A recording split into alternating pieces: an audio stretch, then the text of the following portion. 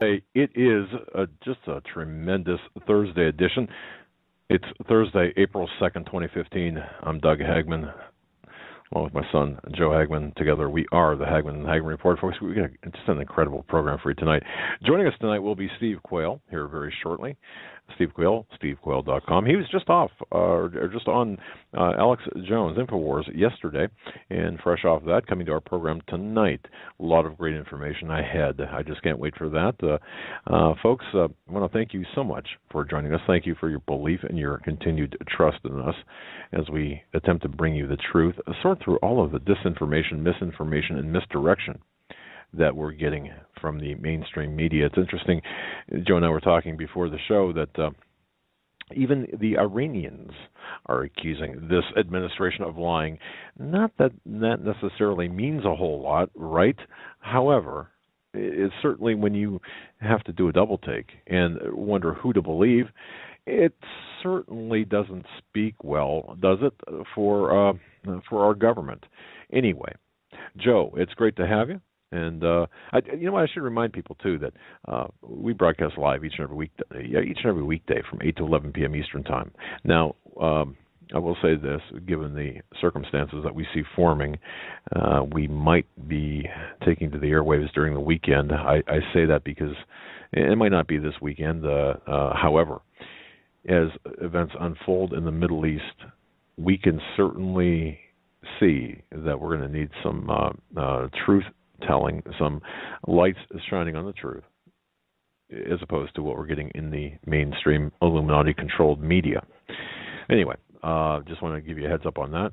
Oh, and I should mention this as well, folks. We are so proud, so happy to announce we've got a brand new sponsor, Blue Apron. Have you heard of this? Joe and I tried it for the first time, and our families for the first time this past week. Blue Apron is, I got to tell you, we don't endorse anything, we don't use ourselves, and we use Blue Apron. Now we're happy customers. Blue Apron, by the way, is they deliver the ingredients for fresh meals right to your door, and it takes all of the work out of cooking gourmet meals at a price that's really less than $10 per person per meal. It's incredible, and this will make you into a gourmet cook, and with meals that are 500 to 700 calories per serving, and so tasty you would never know it. And fresh ingredients. I was just absolutely impressed by the freshness of the ingredients and top quality. So that's Blue Apron. Go to HagmanandHagman.com. Click on the link in the middle center there. Just look for the Blue Apron. You'll find it. Anyway, Joe, hey, great to have you, buddy. Great to be here. Yeah, the headlines out today. Iran and U.S. make a nuclear agreement, come to an agreement on a nuclear deal, but Iran is accusing the U.S. of lying about the new nuclear agreement, and Netanyahu sends very blunt messages to Obama following the announcement of the Iran deal, saying that this increases the risk of a horrific war, and really does increase when you look at this deal. And when Steve Quayle's on, we're going to bring him on right now. Let's but do when that, you look at the deal, basically Iran gives up nothing, and they are allowed to continue to enrich uranium. Their plants are allowed to continue to operate, none of them being closed down, as long as they promise not to use that enriched uranium towards weapon making, and all sanctions, economic and otherwise, will be removed not only by the U.S. but other countries from the EU and onward. So, did the mullahs pinky swear with John Kerry? That's the question. Yeah, let's go right to Steve. Steve Quayle from stevequayle.com, brother in Christ, great all-around guy, truth teller. Steve, great to have you on, my friend. Paging Steve Quayle. All right, are we live with Steve? Did he just drop off? No, I just put the caller on mute. Okay. It looked like the same. It was out of Montana. Here is the. Well, I don't know. You've got the number. We have to watch. Yeah, there's a few people calling in the queue, and Steve. Excuse me. Steve was gonna bring somebody on tonight? All right, people, talk amongst yourselves here. Hold on just one second, folks. Go ahead and take us out of hit the cough button or the temporary mute button. Talk amongst yourselves for a moment here. All right, folks. We had to go off air there just for a little bit of some housekeeping with respect to the show tonight. It's been really kind of a very frenzied day. If you want the book, it's right there, by the way. I found the okay. All right, got it. ID, but I don't see it coming up. All right. And I know they switched Blog Talk switched their intro. When you do call into the show, it used to give you the option to press 1 if you'd like to speak with the host. If any of the guests are on that are coming on did not hear that, just press 1 and it'll cue us to somebody being on the queue waiting to come on the line. Steve, if you're listening, or if you're listening, Steve, go ahead and press the 1 button on your phone, and that'll bring you on, or that'll let us know. That'll separate things. But yes, it's interesting. Iran accuses the U.S. of lying about new nuke agreement. The White House misleading Congress. Can you believe it? American people with a fact sheet. Okay, so what the Iranians are saying is, look, the fact sheet that has been produced by the United States Department of State, and if you've seen it, well, it's what is it? I think it's a 5-page document, and it says a lot of nothing. It's the parameters for a joint comprehensive plan of action, and regarding the Islamic Republic of Iran nuclear program. I'll jump in. All right, go ahead. Yeah, and the Iranian accusing the U.S. of lying about new nuclear agreement says White House misleading Congress and the American people with fact sheet. Just hours after the announcement of what the United States characterized as a historic agreement with Iran over its nuclear program, the country's leading negotiator lashed out at the Obama administration for lying about the details of the tentative framework. Iranian Foreign Minister Javad Zarif accused the Obama administration of misleading the American people and Congress in a fact sheet it released following accumulation of negotiations with the Islamic Republic. Zarif bragged in the earlier press conference with reporters that the United States had tentatively agreed to let it continue the enriched uranium, the key component in a nuclear bomb, as well as key nuclear research. Zarif additionally said Iran would have all nuclear-related sanctions lifted once a final deal is signed, and that the country would not be forced to shut down any of its currently operating nuclear installations. All right. And the phones are lighting up here on this end and on the other end here. Okay, you call all right. Steve. I got to bring you on. All right, guys, hold on a second. I didn't get any. We're getting this worked out here. We not only have Steve coming on, we have other guests coming on with Steve, and I'm excited. I don't even know who the gentlemen are and what their area of expertise is, but it's always exciting when Steve brings others on, and live radio is always fun, as we say, isn't it? But no, we're getting this all worked out now. And back to the Iranian-U.S. deal. The Iran 5+1 statement said U.S. will cease the application of all nuclear-related secondary economic and financial sanctions, is what we were told. So they are going to continue to release the sanctions, and not only that, they are going to the Iranian gentleman Zarif said the program does not scale back any of their current ongoing programs, including closing any of their facilities. Zarif said they will continue enriching. We will continue in our research and development as well. We're going to take a quick commercial break. And in the top, under Hagman and Hagman, it'll say bumper music. And there it'll give you the link directly to Bertain Duckworth, and he's a friend of the show. And by the way, it'll give you the lyrics as well. I think we get Steve. Okay, and now that we took care of business, we have Mr. Steve Quayle, stevequayle.com, and he's on with us. Brother, how you doing, sir? Well, good, Doug. I'm sorry, but the new format has been difficult. I've been pressing 1 until I was blue in the face. I guess you didn't recognize the number I was calling in from. Do we have Ross on, too? with us yet? Did you bring them on right now? And okay, here's what we're going to talk about. Yep. Here's what we're going to talk about tonight, ladies and gentlemen. I asked Ross Powell to come on and talk about the stuff that he sees going on because he's been basically with one of the largest financial institutions in the world, past tense. He's been a man who's 11-year Navy veteran with the rank of lieutenant commander with deployments to the Persian Gulf and the Mediterranean Sea. Now, the reason I want you to hear from Ross tonight is because, number one, he was an intelligence officer, missile officer, special weapons officer, but his 30 years experience in the financial sector, insurance, banking, and finance, Ross and I first made contact in 2008 when we were the country was going through the entire mortgage fiasco, meltdown, the whole issue, and Ross is intimately aware of what's going on. So I asked him to come on and talk about the problems with the 401ks, IRAs, KEOs, defined benefit plans, and everything else. But before we even get to that stuff, I'd like to introduce you to Ross. Again, I've known him. We've emailed back and forth, but I'm getting so many of the questions. What can I do with my 401k to get it into my hands? Well, finally, somebody who lives in the world of what you can do legally and expeditiously as fast as it can be done is going to come on with us. So I want to introduce everyone to Ross Powell.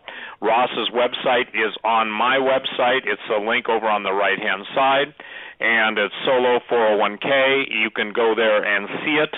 But Ross, thanks for coming on. I apologize for the time. I guess the point is I didn't communicate your number and the permission who can come on by the phone number of the people coming in. So welcome tonight to Hagman and Hagman, and we're going to go for it, and let's go for it. Thank you, Steve. Thanks for having me, and thank you, Doug, for having me on your show. So, hey, Ross, you're going to have to you're going to have to speak into the microphone. I don't know if you're using a hands-free, but don't use a hands-free. If you are, don't use it. Okay. Okay. Is this better? Oh yeah. Yeah, that's better. Yep. You can't use hands-free. Okay. Let me give you the million-dollar question right now. Let's talk about the way you see this playing out in the international banking situation, and where are we from your perspective? Well, there's many moving pieces going on, and you'll hear a story here or a story there, and you don't, standing alone, you really don't think much about them, but you put them all together, and it creates a fabric of a picture, of a macrame, as it were. So what we're seeing is that you're finding that the Chinese have created called the Asian Infrastructure Investment Bank, and which is challenging the West on the World Bank as well as the International Monetary Fund, which funds a lot of countries to help them develop their infrastructure or buy food or weapons or all kinds of things that their countries need to protect themselves and maintain their sovereignty. And China has started this new bank that's bringing all kinds of countries in, including our closest allies such as Britain and France, Italy, Australia, all of the former coalition of the willing from many of the wars we've fought recently are all going to where the money is and where the investments are. So they recognize that the dollar is in peril, and then they're unhitching their wagon to us sort of at arm's length, saying, I still want to be your friend, but I have a new friend as well. And so they're looking at this saying, okay, the old world order that was created after World War II in Bretton Woods that set the dollar as the reserve currency is now changing because the American dollar has been so leveraged with $18 trillion of debt, and all of these things are making people very nervous. Can we even pay this back? Will we monetize our money? Will we hyperinflate? All these things putting in at the trillions of dollars that are held by foreign countries of our debt makes them nervous. So they're thinking, well, let's hitch our wagon to one of the largest economies, the new largest economies of China, which is going to surpass us if it hasn't already, to be where they're going to hitch their wagon to. So now, at the same time, another story again that weaves and gives you these coordinates of where we're going is China's working with the World Bank and the IMF and saying, look, we want to be part of the world currency that they use in the IMF. It's called an SDR. It's a basket of currencies that have all these different major countries, and so these basket of currencies make up a unit value. So the Chinese have not been allowed to be in there unless they made certain reforms and opened their markets and did a lot of different things. Now the Chinese have actually done that. They're playing by the rules, and they're working inside the what I call the channel markets from a Navy term. inside the channel markets of the IMF, and now they're saying, okay, well, you're good and faithful servant. Now you're doing what we want you to do, and now they're going to be started talking about allowing them to be part of the SDR basket of currencies in May with an October implementation. What that's going to allow the Chinese to do is unpeg themselves from the dollar, which they are now. So the currency ratios are set by pegging to the dollar as reserve currency. Now when they unpeg it, it's going to be allowed to float in the open market, and that's going to affect our currency. And so that's going to be, when you start deleveraging the dollar and you start seeing it, we're going to have to see that we'll have to raise interest rates to drive people to buy our debt. So now people are coming just because of the reserve currency, but we have to start raising our interest rates, which means our payments on our debt makes it worse, and so the money has to come from somewhere. So all of these things are working against us, and once they unpeg, essentially the dollar no longer becomes the reserve currency, and the U.S. hegemony has been unwound, and all of the stuff from Bretton Woods forward. So there's going to be a new world order from a currency perspective. And so these things are all playing against it, and it's going to affect precious metals. It's going to affect the mortgage interest rates, all of the credit markets. So, and the other thing the Chinese are doing is they're seeing that everybody's always said for years and years and years, if the dollar goes or America goes, so will the whole world. Well, now with this new infrastructure of the AIIB and all of the BRIC nations getting together, and Chinese and Russians doing currency swaps, and Iran and all these other countries that are in the news are all working in tandem to undermine the dollar, because they know if we bring our economy down, we can't have the money to have these foreign wars or keep armies in various countries. So they know that this is going to inhibit our power and reduce our power in the world. So that's what's going on, and that's going to affect all kinds of things that will cascade throughout our entire economy. Well, and Ross, I thought I talked fast, but you got to slow it down a little bit, okay? Okay, take. Yeah, no. Listen, I of all people understand what it's like to speak fast, and I'm trying to even slow it down. Now let's talk about the whole idea of the stock market. It's rigged. It's obviously, all dealing with high frequency trading. Computers are betting against both sides of the trade, knowing both sides of the trade. So the point being is it your contention, here's the question, is it your contention that the U.S. government, a.k.a. the Treasury, is absolutely behind the manipulation of the market, because there is no way the little guy can get ahead outside of being on the right side of a trade? And the point being is that will lead into the next question on home ownership. But let's deal with that. High-frequency trading, from what you see in the world's largest, number two, largest financial institution, from an insider's standpoint, what do you see the attitude amongst your former coworkers as to what's going down? Because certainly it can't be lost on them that the middle class is being destroyed. Well, exactly, and the system is rigged to keep the elites in power and with the money. They want to make sure that they escape the power. As the old saying goes, he who has the gold makes the rules, and in this case, the gold may be Goldman Sachs. And other groups like that, the major investment bankers are controlling the markets, and you have within the government what's called a plunge protection team. And when the markets start to take a drop, then they'll insert people that start moving money, and these trades will happen, and they'll buy in inflated prices to bring the market back up. But then again, it all back settles down again. So the way these auto traders and all of some of these market makers, these big investment houses, what they do is they're the way you use a trader on your computer, or you're using a system where you call your broker and they place a trade. Well, there's multiple input points for these trades, and they go to the first market maker, or they can. So the farthest one out electronically, so it takes, even though it's nanoseconds, it still takes time. So what happens is they're essentially sniffing what your trade is, and by doing that, they see that you're wanting to buy 100 shares of Exxon. Well, they see nanoseconds in advance that algorithm is triggered, and say go buy 100 shares of Exxon, and they turn around and sell it back to you for 1 or 2 pennies more or $1 more, whatever the case may be, and then they make money. And you all along think that, wait, I just got a good deal, I got a trade, but in fact you were precipitated by another group of people that actually just took advantage of you, and it happens hundreds and thousands of times a day. And so they're raising money just off people's trades simply because they know in advance what you're going to do. So these investment houses and the government, and it's all known. It's all part of the inside of the group of the folks that are the power elite. They know what's going on. So again, it's one of those dirty little secrets that nobody really talks about. But this gentleman in a book, that story that was in Reuters and the Washington Post and CNN, they're saying, hey, look, that makes sense. It sort of blew the top of it off. Now they're talking about reforms, and Goldman Sachs even mentioned that they would talk about making reforms so that it evens the playing field and the little guy gets a chance. Now, that could be sophistry, and essentially they're saying that, but you would wait to see if they actually do it.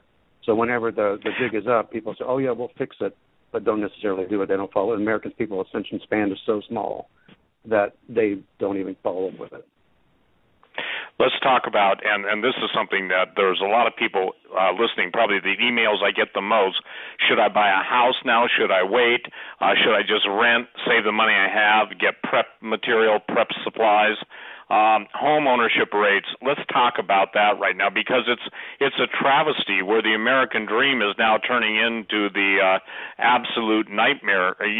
Someone who's been in that market as you have, basically for property and casualty insurance, all the stuff you've done with the major bank that you worked for, trying to clear up the mess of 2008. Give us your take on home ownership and what's really going on behind the scenes, because somebody's buying all the mortgages in the United States, and someone's going to end up calling all those mortgages. What's your take on that, Ross? Well, from a home ownership perspective, you have millennials that are coming out of college, and they have a lot of college debt. And normally people get out of college, they work for a couple of years, they may get married. This is in the old model. And then they buy a house and raise a family, and it's still sort of the American dream. Now you have millennials that can't find a work, or their job is they paid $100,000 for their education, and now they're only, and they may be able to get a job for $40,000 if that, and many of them are still living with their parents or grandparents, and they're not able to get out there and buy houses simply because the prices are still high. The housing market is growing. The housing prices are high, and mortgages rates are starting to increase. But now, because of the bubble of 2008 and all in the recession, the credit rules have tightened up so much that you have to have a 720 or better 760 credit score and 20% down to get a mortgage. And so people just can't afford that. They're not making money in their jobs. They're not able to save money.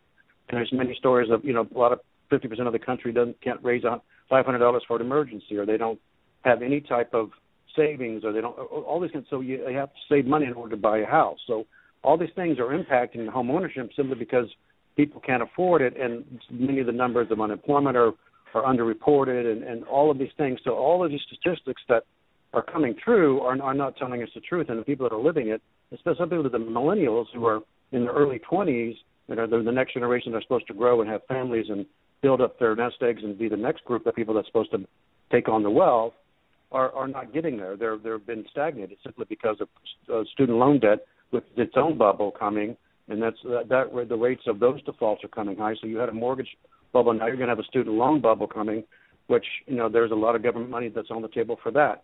So there could be bailouts for that particular industry as well. So everything is just compounding. And Steve, if I can break in here for a moment, because please break in at any time. And again, yeah. Ross, you got to slow down, my brother. You're going machine gun, and boy, am I learning a lesson in to talk slower personally. Go ahead, Doug. I'm trying the best I can. No problem, Mr. Powell. Thank you so much for your time tonight. Here's what I firsthand experience, and I had a conversation that ended up turning into basically a verbal, almost a shouting match with a mortgage broker.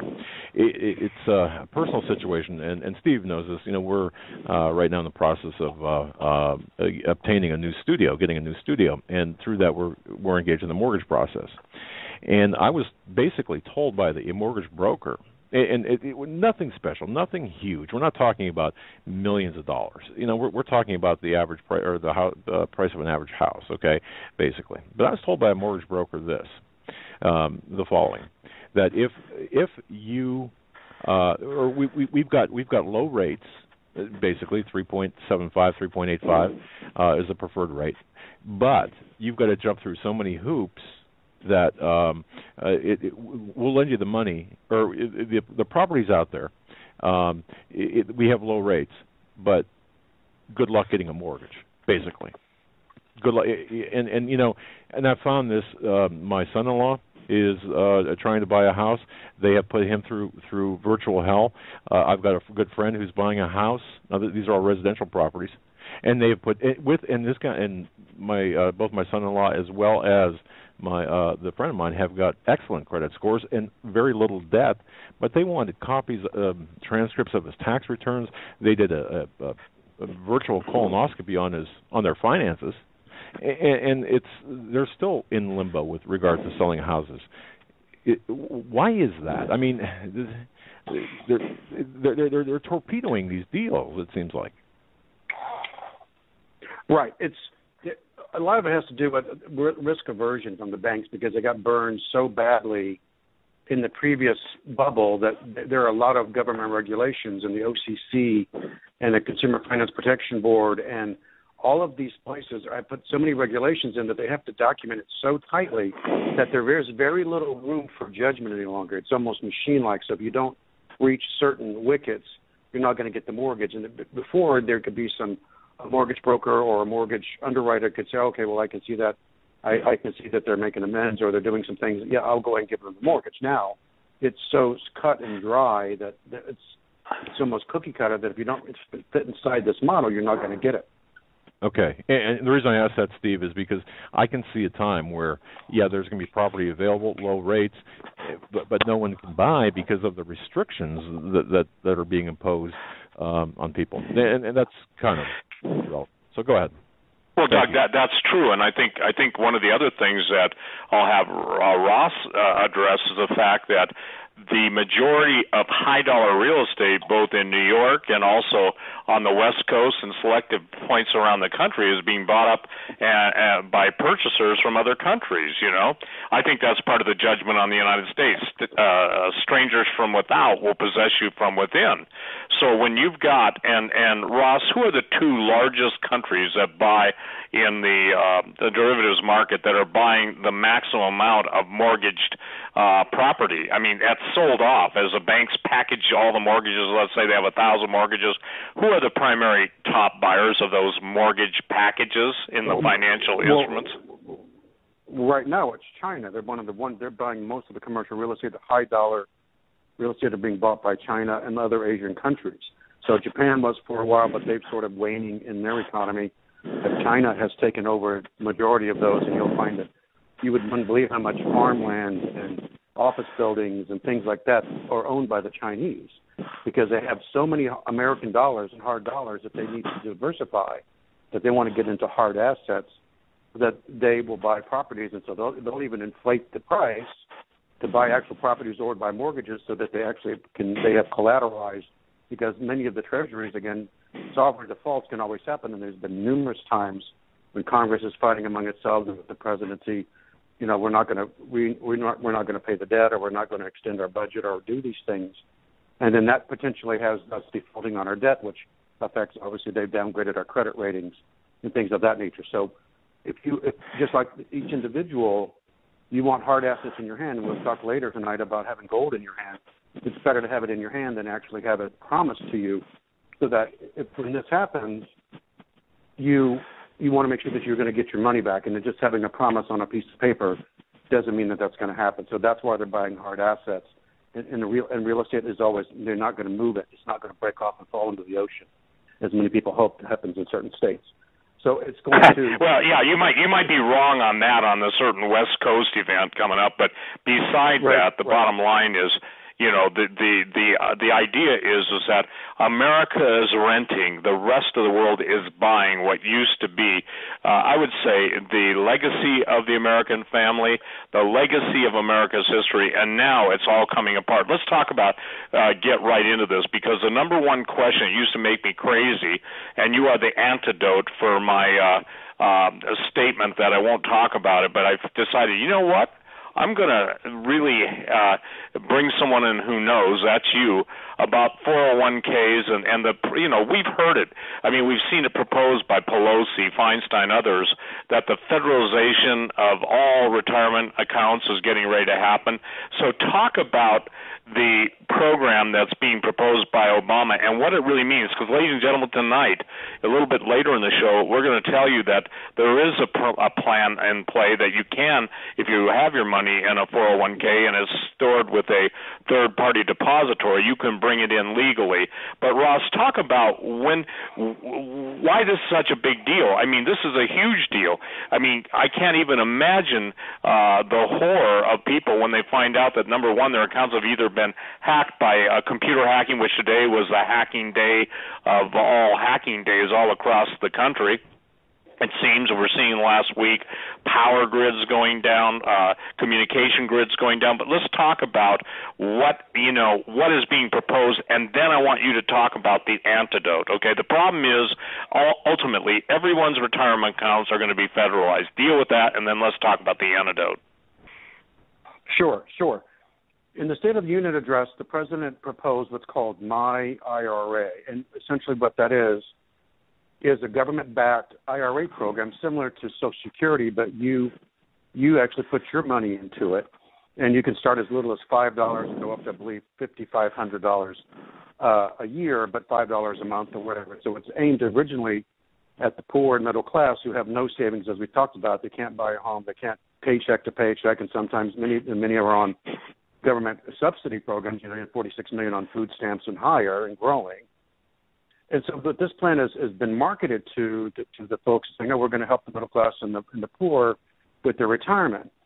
But what's not being told is these dollars you put in there, and I do tell you, friend, they are going to invest only in treasuries and in government bonds, and so those are paying between 2.5% to 3% return, where if you put it in other assets, you can get bigger returns than that. But essentially, what they're doing is right now it's voluntary, and what they allow you to do is create your own separate account with the government. So it's your contract with the government, like you would have with Fidelity or T. Rowe Price or any of these other major 401k players in the traditional market sense. But essentially, you're going to be putting your money, so it's optional now. But it's just natural progression. Is the part of this regime or this presidency and this administration is to redistribute wealth. That's their goal, and they're getting really good at it.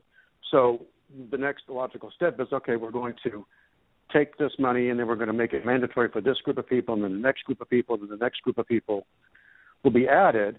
And all your money, we're not taking your money. You're going to have a credit at the government. The only thing is we're going to force you into government securities, because that's those trillions of dollars in retirement accounts today and in the market are a lot of source of wealth and also funding for the government. So if the dollar gets, again, it ties back to what we talked about earlier. You unpeg the dollar from the Chinese renminbi or the yuan, and then you have the dollar is floating. So who's going to buy our debt, and interest rates go up, so they're going to need money to pay this debt and to make payments on the interest payments on these debts.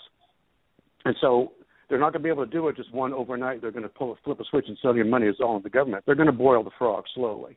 So they're going to move people slowly but surely, and each time there's going to be a crisis. So we need to move these folks. So there's going to be some discrimination or some judgment or something that says, well, these people are not. That's not fair. You need to equalize everything. So we're going to put everybody in the same plan. So you're essentially going to have your IRA or your pension fund is going to be just another form of Social Security. And so when those excess funds come in, and there are annuities that they have to pay out for these mandatory distributions, that excess money will go into the Treasury and be used just like Social Security is. So what they're going to do is they're going to slowly do it, and you won't see something just an immediate strike, because maybe people think that this should be an immediate strike and we're going to take all the money. That doesn't work, because there'll be pitchforks and torches in the streets. And so what they're going to do is they're going to slowly do this, and if they may have a catastrophe or some kind of crisis, financial crisis, where they can say, well, we need this money to keep the country afloat, and it's your patriotic duty to invest in your own country. So there's all kinds of things like that to make you to number one, lull you into complacency, which we generally are already. And then the next step will be just to move you into this under the auspices of patriotism, auspices of fairness, or any of these things like that. So it's coming, and you can find it. Just look up My IRA on your favorite search engine, and it'll come right up, and you can read all about it and what the president proposed. But just recognize that nothing ever stays small with the American government. There's always plans to make it larger. And so just like I said, Obamacare would be more affordable, and your tax credit, that's completely unwinding. And And Americans are finding out that they got a big sticker shock when Obamacare came through, and now they're looking at their taxes and they're having to pay money, but they normally get a refund. They may be getting a charge. So all of these things are coming in, so you have to look at that holistically. Well, and I think that given the propensity for not telling the truth, none of the numbers are ever right. None of the information is ever accurate, and we're seeing right now, are we not, that we're seeing just flat out wealth redistribution. Let's talk too, if you don't mind. Ross, let's talk about the Justice Department is now asking tellers to report cash withdrawals of even $5,000 is suspicious, and even the police now are asking for the banks that are seizing without any due process. Ladies and gentlemen, every single constitutional guarantee you thought was in place no longer exists. So, Ross, deal with that, because people, you're going to hear a legal way to take control of stuff you have with a third party. And I coined the term 20 years ago on talk radio. I don't know it was at first, but I sure overused the statement a lot. I think I was, if you can't touch it, you don't own it. And, that was just a takeoff on possession as 9/10 of the law. So let's talk about this now. Cash is, where it used to be cash is king, now cash is suspect. So they're scaring people into ultimately being forced into the mark of the beast. So let's talk about your take, Ross, on that, because even as we're on the air tonight, and for the record, is this, April 2nd, 2015, we need to tell people what this really means from your position. You're in behind the scenes, and obviously, in real time. What's your take on that, and what were your thoughts immediately? Well, relating to the cash controls, I mean, they use it under the auspices of money laundering and trying to catch criminal elements, but in fact, they just want to keep folks control. It's a matter of control. So if you try to squash the underground markets or the black markets or the flea markets or anything like that is this cash-based, there's no tax revenue on that. So there's all kinds of transactions going on, and when you have $5,000, say, I want to go buy a used car from a private person off of Craigslist, I need $5,000 in cash to go buy a car for my son, for instance. That's a normal transaction. It's not a big deal. Everybody does it all the time. Now, they want to be able to track that money. So if you just take the money in $5,000 in cash and give it to another person, they're not going to be able to track who that cash went. Now, if you reduce that and lower it and make it suspicious, why are you having $5,000 in cash? Oh, I'm going to buy a car for my son. From who? Why? And they take all these things, and there's all kinds of reporting that they do within the banking systems, which I'm not at liberty to say, simply because of the Bank Secrecy Act, that they'll be tracking you, and then you'll go into a queue of being looked at and see if there's anything else suspicious about you. I mean, there's been numerous customers at banks that I've worked at that have a very high cash-intensive business. It could be a laundromat. It could be a restaurant, a taco truck here in Texas. Those kind of things, it's all cash. But when you go in to deposit that cash, people look at you like, oh, you must be selling Coke or you must be selling marijuana on the side, because nobody uses cash like that. Because most employers today, you're required to do a direct deposit. Very few checks are cut. Nobody gets paid in cash unless you're maybe doing illegal work. So all that money is tracked into exactly where it went from, where it came from, and where it's going to, and then all of your debit card transactions are tracked. So they know exactly what your spending patterns are, and there's huge algorithms to track that. It spits out exception reports for people to look at. So by reducing the cash amount that you do, or making people scared to take cash, and a lot of times it's just adjusting people's behavior. It's a psyop. They say, well, if I take out $5, they're going to ask me questions, and I don't want to do that. I'll just get a cashier's check, which they can check. They can track that.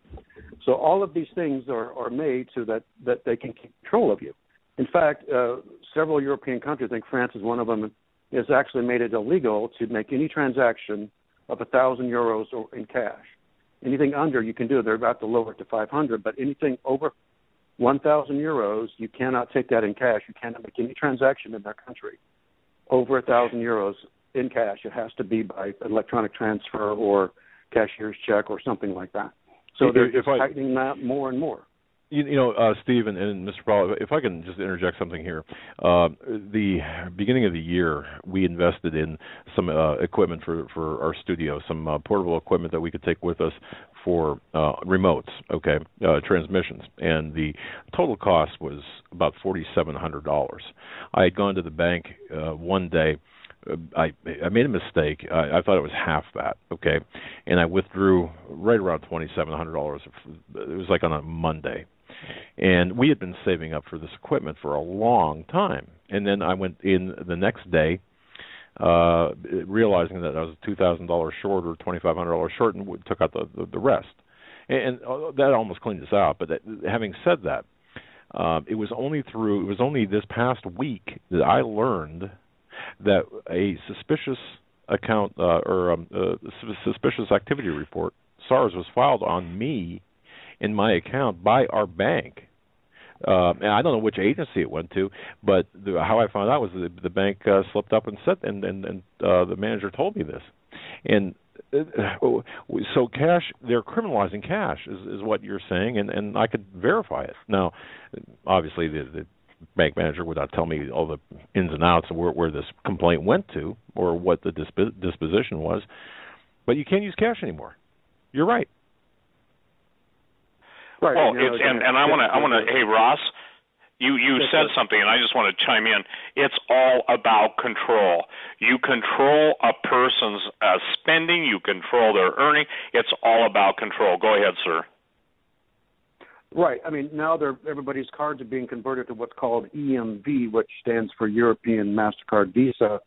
And in Europe, you have chips on all the cards, and essentially you can just wave your card in front of a reader instead of sliding your card with a mag stripe, because fraudsters can pick that up and scan it, and that's when a lot of the hacks and people have gotten fraud on their card, because they can sniff those off those readers. And then with duplicity with employees, and actually insert those in until they just, every time you swipe your card, it takes your number and all your information.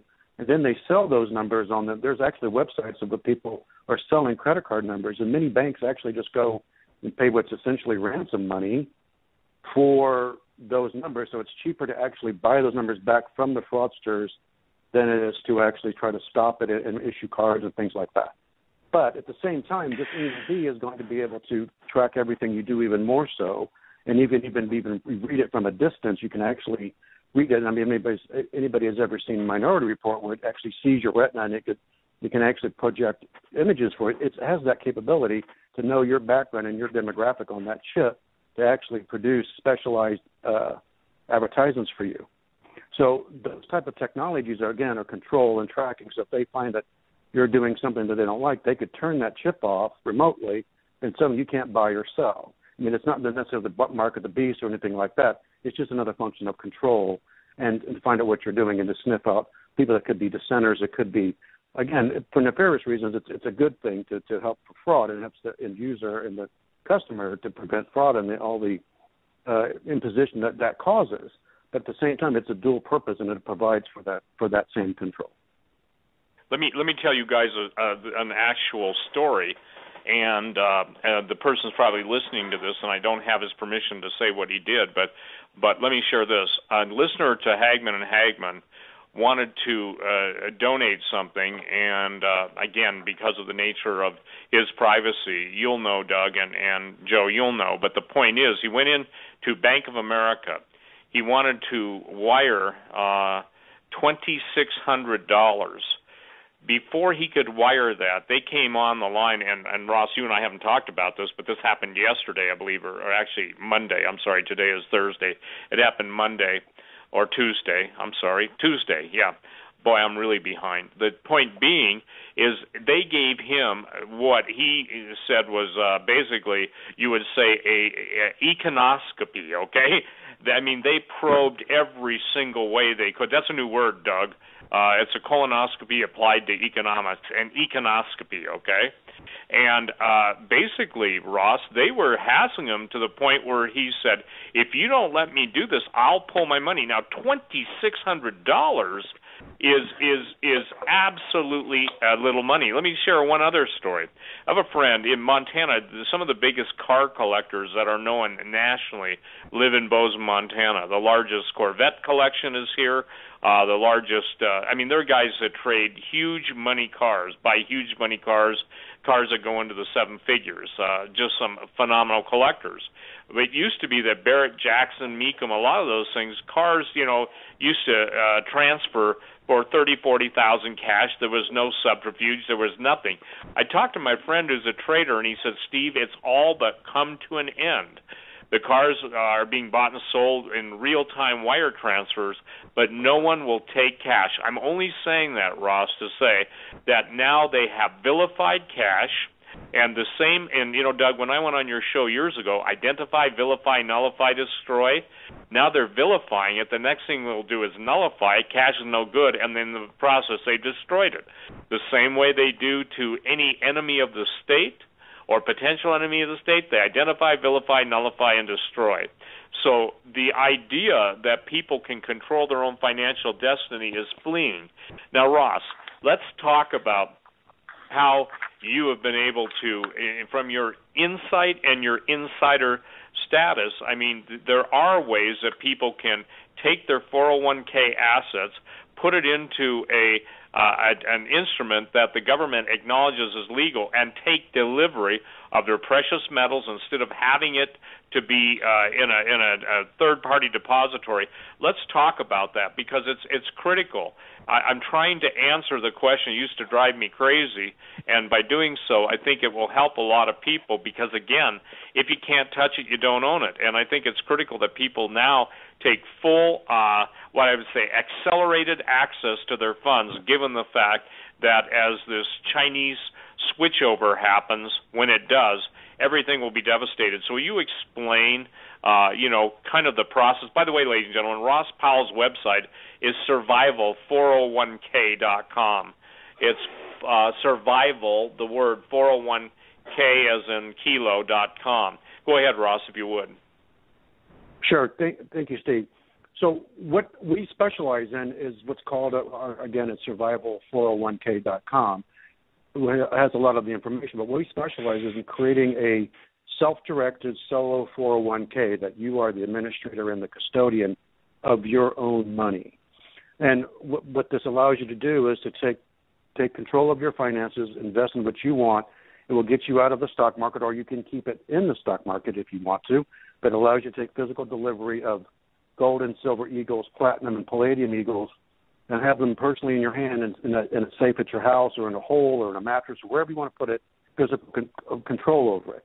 At the same time, you can divest into diversify into rental properties or rural properties or weapons and ammunition or any of these things that you want to invest in that's outside of the normal mainstream of Wall Street, where they're making money on you and they're actually cheating when you make your trades.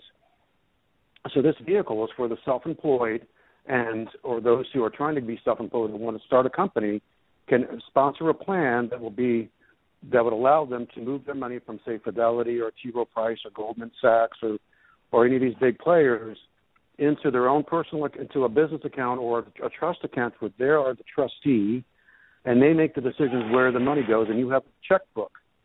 So if I want to buy, say, $10,000 or $100,000 worth of silver from Steve, I simply write a check, put it in the mail to him, he buys the silver and sends it back to me. Or if I want to buy some AR-15s or I want to buy some National Firearms Act kind of machine guns or suppressors or any of those kind of things, or I want to buy a piece of rural land that I want to flee to one day, I can do that. You can do that as well. There are some rules around that, and there's some things you can't do, a lot of things not that many that you can't do, but there's a lot of things that you can do. So this gives you a lot of freedom and a lot of ability to take control of your own finances and get your money in your hand.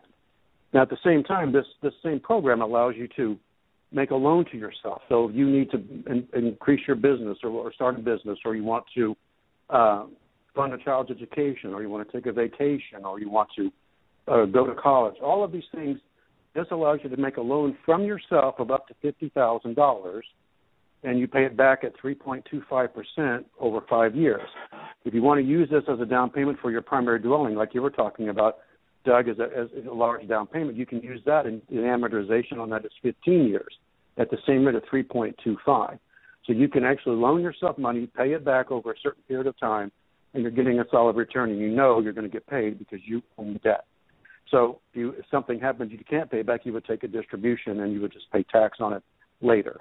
So it gives you a lot of flexibility and the ability to take control of your life and invest in a lot of things that normally you wouldn't be able to do. Because that's in a nutshell, Steve. So basically, and I want to make this clear to everybody, because of the legality, you can only invest in U.S. Gold Eagles, U.S. Silver Eagles, U.S. Platinum Eagles, any U.S. Minted face value coins. That is correct? Yes, that is correct. You can take delivery. Yeah. You can do that. You can take delivery of Canadian things in bullion, but it has to be stored in a bank, in a safety deposit box or something like that. So you don't. Yeah. Again, it's close by, but it's not actually in your hand. You can't open your drawer or open your safe and see it. You'd have to go to the bank and open up. And again, with all the prying eyes, what are you putting in there? Who knows if there's cameras in there? You don't know, but who's seeing what that you have. So when you under the pay, Ross. Yeah, I want to correct you on one thing, and it's important because under the Patriot Act, banks are required to report gold, silver. That means there is an independent audit of box contents. So just so you know, that would be the worst thing anyone could do is to put anything in a safety deposit box of value. I actually had one of my clients who was informed by the bank, and to my knowledge, he never got his money back, that $50,000 in gold Krugerrands, in those days I think it was like 50 of them at $1,000, were taken out of the box. So I want to make it clear. I don't think you're making it that clear, and that's not a correction. Ladies and gentlemen, you can have your own physical metals in your physical possession. Once this vehicle is set up, you can go to the depository and you can say, I want you to ship me my 50,000, whatever you got, 10, whatever it is, with a third party, and you can take possession of that provided it's in the right instruments, and that's what Ross does. Now, he is still active in the world of finance. So the point being is on his website, survival401k.com, you can send him an email. What's your specific email? Is it just Ross at 401? You could just send it to make it easier. If I would just do info at survival401k.com. So you said, too, that people can basically, and this is the critical thing, day after day, week after week, year after year, people are panicking that represents, and it truly does for many people, the retirement. Not only are they stealing your life, your dreams, your ambitions, your children, your grandchildren's future, they want everything that is still accessible. Now, we've gone to the place, and I believe it's a sad place in the United States, where if police can confiscate even normal cash, they can confiscate anything without any charges being filed. I do not know of a case yet where the money has been returned. Maybe you do, Ross. I do not know. And so now the new shake... Yeah, go ahead. No, I was going to say that there have been a couple of cases where people have gotten them, but they've only gotten a portion back, and they're still fighting the others. Now Eric Holder and the Justice Department are making new rules to make it more difficult to confiscate cash like that, and with the IRS, but that hasn't been fully implemented yet. That's on the drawing table to say you have to be. For now, you don't even have to be charged. It's just suspect that can take your stuff from you, whether it's gold, silver, cash, weapons, camera gear, anything you imagine that they want of any value, they can just confiscate, saying that you did it illegally. Now, with the new rules, once they get implemented, you have to be charged. But again, anybody can be charged for anything and still get it done, and you still have to work your way and get your name cleared and get your property back. And it's a very long and arduous process to get it back. And sometimes when they take your money, you have no other money to fight with, to get a lawyer or fight them to do it. So you're pretty much hamstrung.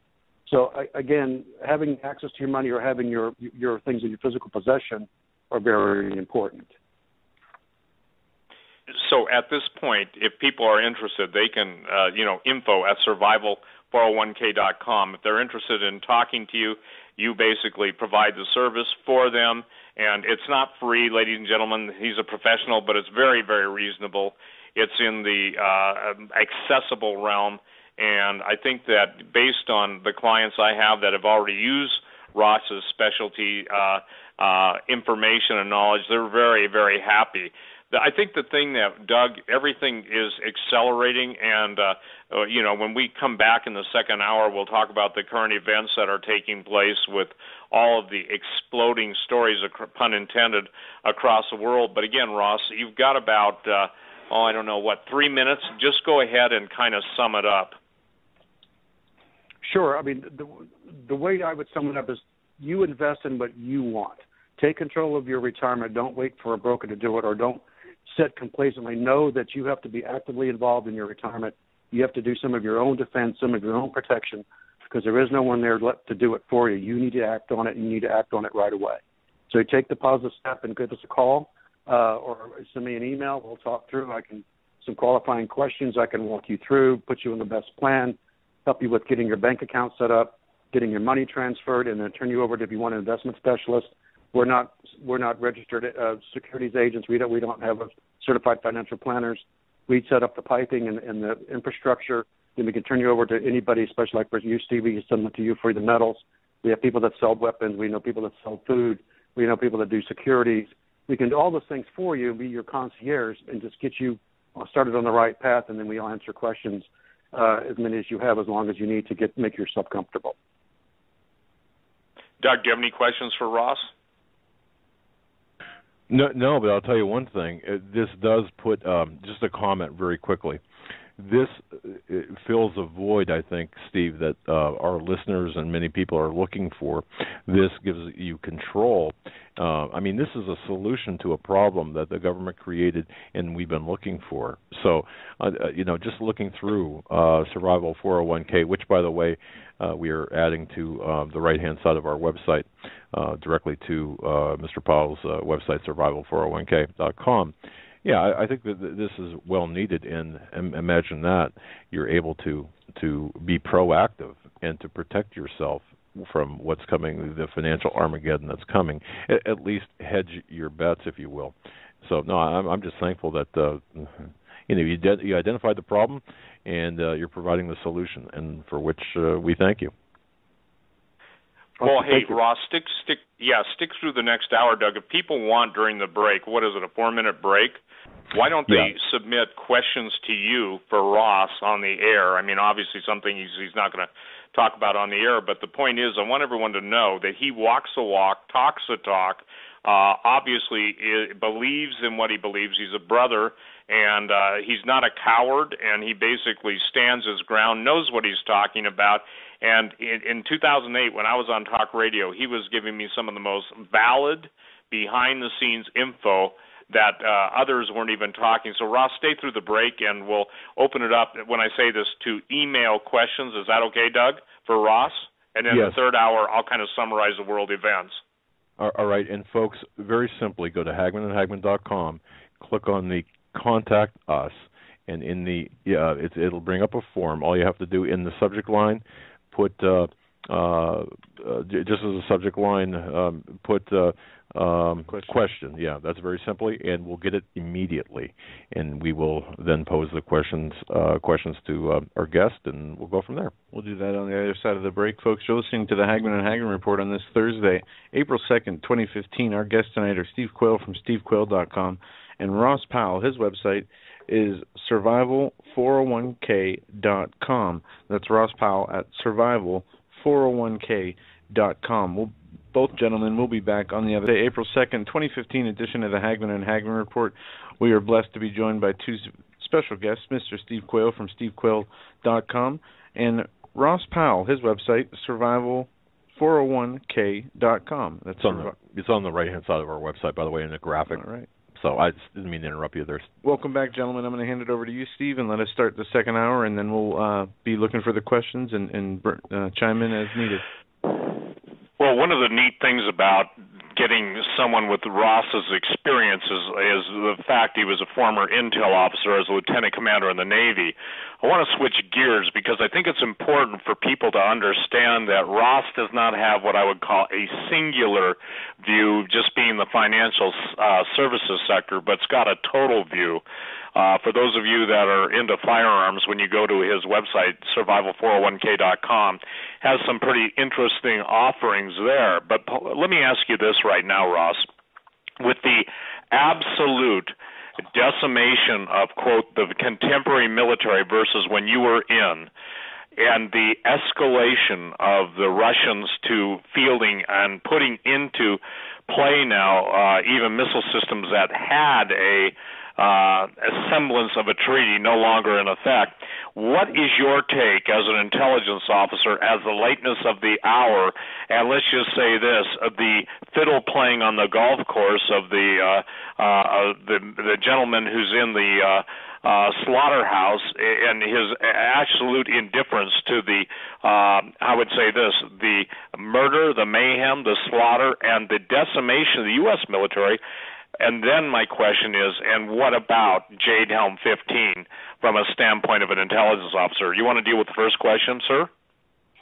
Sure. And the big thing that comes to mind is how we are gutting our military, cutting loose sailors and soldiers and airmen and Coast Guard, and we're cutting loose a lot of our soldiers, and we're actually getting rid of some of our more seasoned generals, because if you don't toe the party line, literally party line, you'll be cut loose, or you'll be demoted, or you'll not put up for promotion. And so the morale is really low, and now they're talking about cutting back on sacrosanct of the retirement plan and the retirement benefits of military. Now they're talking about cutting that back. And so they're just decimating the morale. And I have two friends that are still active duty. Both of them are captains in the Navy. And they said the morale is just atrocious, because they're being forced. Everything is based on a political view. It's not what's right for the country. It's not what's right for the sailor or the soldier or the airman. It's about what's good for the politics and what's going to get people elected. And so all of those things and everything's looked through the prism of politics, and whether it's going to help or hurt the president or help or hurt some particular political party. So having said that, many of the people just don't want to be there anymore. So there's the morale issue. Now you've read a lot of stories that they're having a hard time recruiting people to join the military. They're talking about lowering the standards. So while we're doing that and we're destroying our military from within, Russians and the Chinese are doubling down on all of their military capabilities.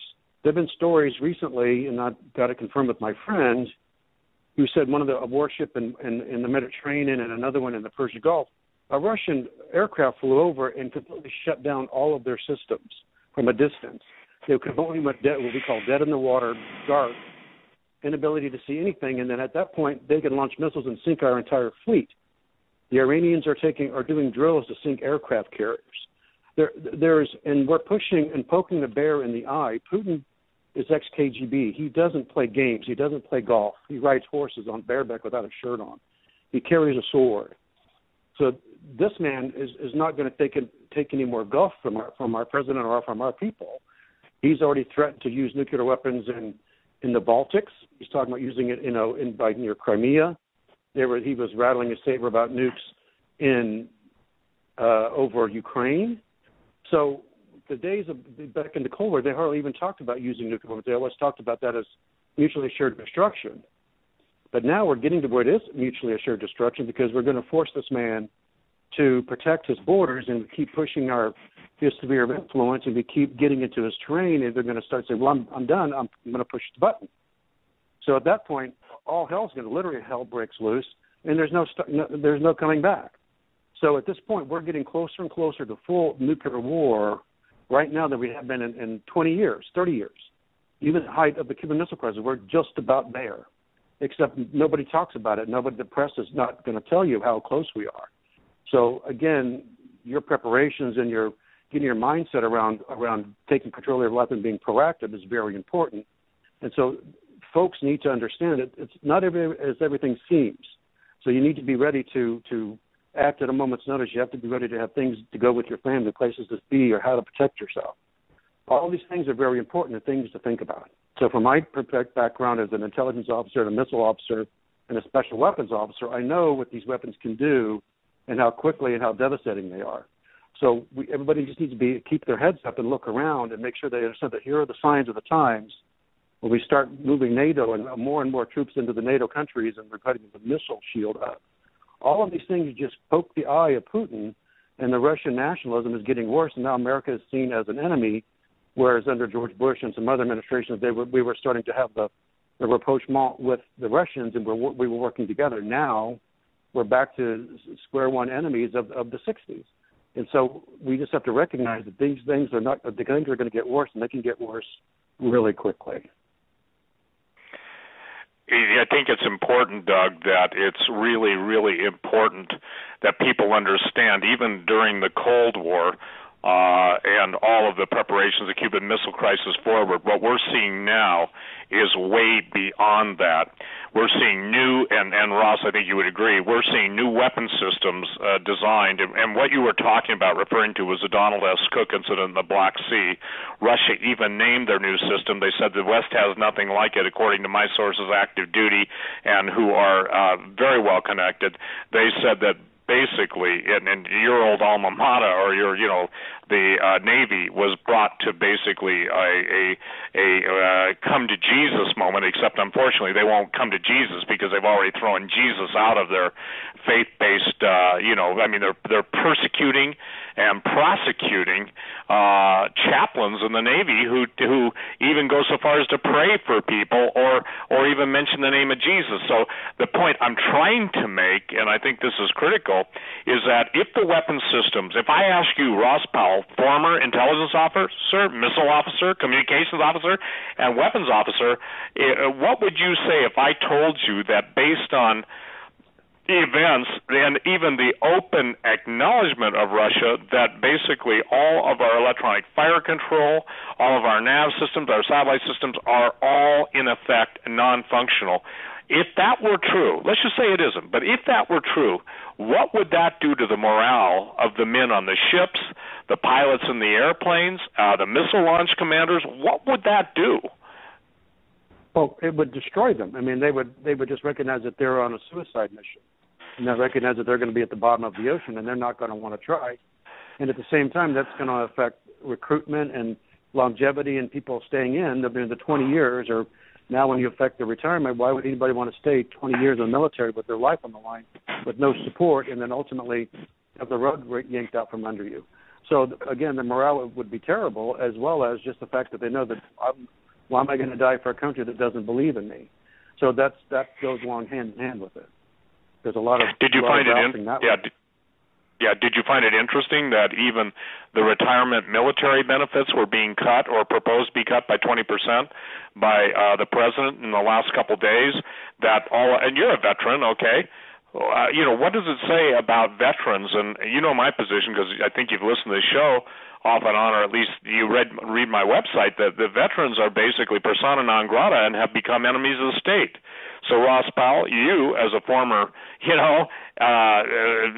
lieutenant colonel, you are basically an enemy of the state by the definition of, quote, the contemporary politically correct military policy. How do you feel? Right, would be considered a homegrown terrorist. I mean, I think that's how I would be treated. They look at you and think, well, do you have PTSD or do you have issues? But the American public say thank you for your service, and you get special discounts, and people say thank you. But that's at the rank and file Americans. But at the government level, I'm could be considered a potential domestic terrorist, somebody to keep an eye on, tap your phones, listen to your, read your email, all those kind of things, because they think that because maybe I'm a constitutionalist or because I fought for my country and I'm patriotic, that I'm not going to march in lockstep with the New World Order with them. And, well, they're true. They're right on that. But at the same time, the days of veterans and warriors and everybody being celebrated are considered a risk. And that's really a sad state of affairs.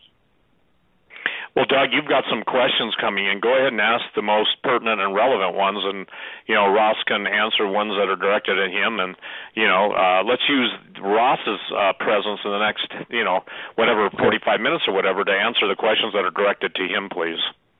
Yeah, and here's the deal in a nutshell. Ross, we've got pages of questions, and I've attempted to sort them out by relevancy and the same people asking relatively the same questions. So here's one in particular. Now, you had mentioned this, for example, about gold and silver. We've got a number of people wanting to know if, number one, if someone is considering buying gold and silver, number one, is today the right time to do so? But the other question that you can segue into, For example, if one is to buy gold and silver, is there a difference, a practical difference now, in purchasing, let's say, gold or a silver eagle, American Silver Eagle versus something from a private company? Yeah, they ask if they can trust the silver coins that are being made in the USA and what type of silver coins. Yeah. So there's question number one. I mean, Steve is a better answer that question on the quality of the metals, but the best one to buy would be the American Gold Eagle, Silver Eagle, the Platinum, and the Palladium, because they are finely controlled and they're American mints. And the benefit of those is you can hold them in your hand in your retirement plan as well. With the others, you cannot. Steve? Right. And, Doug, on the quality of silver in America, 999 fine. All silver coins, whether they're there's 1,000, probably 2,000 different images on the coin. The difference is what Ross is talking about. If you're going to set up a solo 401k plan with the IRS approval, and that's, quote, acceptable for deferring taxes, you can only use U.S. minted coins. If you are concerned with buying silver and gold and the clarity, for instance, the purity, I know the pedigree of every coin that I sell initially, meaning if it comes in from the Royal Canadian Mint to Brinks, where I ship out of, numerous Brinks locations across the country, I know, for instance, that shipment came in from the Royal Canadian Mint or the U.S. Mint on such and such a date, and the safeguards, nobody is counterfeiting those. What are counterfeiting, and primarily from China, is the kilo bars about 32 ounces, the 100-ounce bars and the 400-ounce bars of gold, rare coins, meaning date-specific collector's coins, which are referred to as type coins. That's what gets, and if they're graded by PCGS, Professional Coin Grading Company, or some of the professional coin grading services, or some of the other NGC, a numismatic guarantee company, those are good pedigrees. But what Ross is talking about tonight, and this is what we've got to make clear, is if you want to set up a solo 401k plan and you want to buy gold or silver, it has to be U.S. minted coins, COINS, meaning they would be round, meaning they would have legal tender. For instance, when you buy a silver eagle, you're going to pay a couple bucks more over spot than you are for a silver round, simply because the premium of the mint. And we're seeing record numbers of U.S. silver eagles being sold. There's times when they're absolutely non-available. To the question of buying now, what's a better time to buy? And I'll throw it right back to Ross. Historically, I will sell more gold and silver, being in the business for 30 years, when it's booming and going much higher than it is now. We are like at pretty much within maybe 5 to 7% of the market low maximum on gold, and the same thing on silver, maybe 10% on silver. But the point is that it's kind of the standing joke. Americans buy high, sell low. The rest of the world buys low, sells high. So in the manipulation of the markets, the exchange-traded funds, and an ETF is a paper market claiming to have precious metals, whether it's a gold ETF, a platinum ETF, or a silver ETF, and that stands for exchange-traded funds, and they simply do not have the metals. Ross, do you want to address that issue? Because that's a big deal. If people are investing, for instance, in an ETF, and HSBC is waffling on are they going to close their gold vaults or not, Andrew Maguire says yes.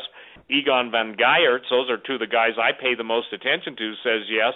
Then the point is, that means this, that how can they close a vault if they're the holder of the largest, quote, paper gold position in the world? How would you address that, Ross? Well, exactly, because people will actually have this gold stored. They actually lease it out to other people for a fee and saying, I will lease this from you, but I will give it back to you at this price in 6 months. So they lease it out, and then they lease it. It's almost like a derivative market. So there are some people that believe that every ounce of gold that's in an ETF or in some kind of paper form, there are 50 owners for every ounce of gold. So they're just essentially it's the 3-card Monte or the shell game, where they're just moving things around in order. So it's almost like a Ponzi scheme of metals. so that they'll move one and they'll lease some to fill this order, and then they'll go back and take some from somebody else to fill this order, and then so they're just shuffling the I would call it shuffling the deck chairs on the Titanic, because eventually it's going to come home to roost to them.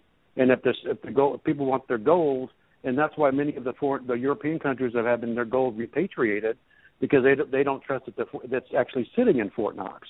So even sovereign states are asking for their gold to get back. And so as to manipulation, when we take those dips, as you were saying, buying low and sell high, on all of these low dips, China and India are just taking huge delivery of large amounts of gold, and nobody even knows how much gold that the Chinese actually have in reserve.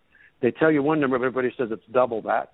And so that will back their yuan, because they know that gold is going to always be the standard. They're not going to use some fiat currency. So when all of these things pop, the chances are you might actually have a gold-based yuan, and everybody else is sitting there holding their paper going, where's mine? So at the end of the day, having it in your hand is very important, and when to buy it is when it's low, not chasing it as it goes upwards.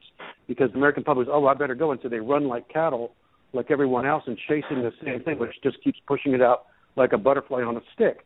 So they just keep chasing this butterfly, it just keeps getting farther away from them. So the time is always to buy now when you can, and if you want to move your retirement dollars out of the paper and into the real, you need to give me a call, because we can set that up for you. All right. Now we've got. I got a question on the retirement account. This is from Donna. I am a retired educator with a 403B, and I would like to know if this change to autonomy can be done with this type of account also. Thank you for your answer. Absolutely. 403B is a defined pension plan, and I actually myself rolled a 403B into one of these plans myself. So yes, it's very doable, and you would just reach out to whoever holds your retirement money, and then we can transfer that money from that account into a solo 401k, and they would be able to access their money. They absolutely can. All right. Now we've got a number of people saying about the same thing. They read the headlines on websites, for example, Silver Doctors, and other such websites. And they're watching the people screaming, the pundits saying, "Oh, you've got to buy silver, or you should buy silver, you should buy gold." Now, especially now, because it's at its lowest, many people that we have right now are questioning. Well, is this really? Are we being gamed? And I don't want to minimize the question, because it sounds like it could be, but people are concerned. Yeah, even hearing commercials for the U.S. Mint is selling coins at record low prices. When you hear that kind of stuff, it gives people a tendency to think of the opposite as true in a way. Well, I want to. Hey, Doug. Go ahead, I want to sure. address that question, because being gamed, okay? Being gamed is basically being told that you're going to keep. And I have clients who have taken out, thank God, high six and high seven figures, and basically earning no interest. That's being gamed. Being gamed is being told, trust us 1 minute by depositing money, and then Ross, I'll turn it right over to you. And at the same time being told you're going to have to pay us to deposit your money, and oh, by the way, you're now no longer a secured depositor, you're an unsecured lender. That's being gamed. Here's the deal. Anybody can read the charts. You have to decide if people don't understand that life is a cycle beyond cartoons, songs, circle or cycle of life, whatever it is. The point is that I get this all the time, because people cannot think in tangible terms any longer. It's easier to trust and I would call this, carbon-based life forms, human beings, trust electrons on screens more than they can trust the God, and I get this as a Christian all the time. Well, you just sell fear to sell gold. Wrong. God said in Genesis the gold of Ophir was good. Unjust weights and balances is absolutely an abomination. God says he holds people responsible. Yet here's the issue, and Ross, deal with this too. You know this, that some people will trust a paper promise, an IOU, a note of indebtedness, more than they'll trust something that they have in their hand. Compare, if you will, the benefit. And it should be obvious, but obviously Doug's question, and I'm not making fun of the question, indicates it's not. Chime in on that if you would. Well, right. I mean, from a gold perspective, there's no reason to have fear. We're looking at wealth preservation. And in any retirement portfolio, and again, I'm not going to give advice because I'm not licensed to do that. I can give you what my opinion is, but that is that you need to hedge your bet with all sorts of things within your retirement account. I would never tell somebody to go and spend all of their, let's say they have $100,000 in their nest egg, to go spend all $100,000 to buy gold from Steve, all of it. I would recommend that they do half or certain percentages. Some people say put 15%. Some people say 25%. It depends on your comfort level. But you have to look at gold and silver metals as wealth preservation versus growth. And every retirement plan, you need to have growth. So you may want to have something that's still in the market, or something that has potential growth is real estate. So you can do real estate. You can do, again, things that you can put your hands onto. You can grow food on property. You can sleep on it. All these things that are tangible, which you can't do with paper. And there's no need to be afraid, because God's going to take care of us. At the end of the day, you need to have a certain amount of taking care of your talents and be a good sport with your money, and not be willfully blind to what's going to be coming, because you're afraid that you don't trust somebody, you don't believe them, and so suddenly you look up and say, oh, well, they were right, and then you're standing there penniless, or you're standing there without food or shelter because you didn't listen to what people are telling you. So at the end of the day, this is not about fear-mongering. This is not about gaming.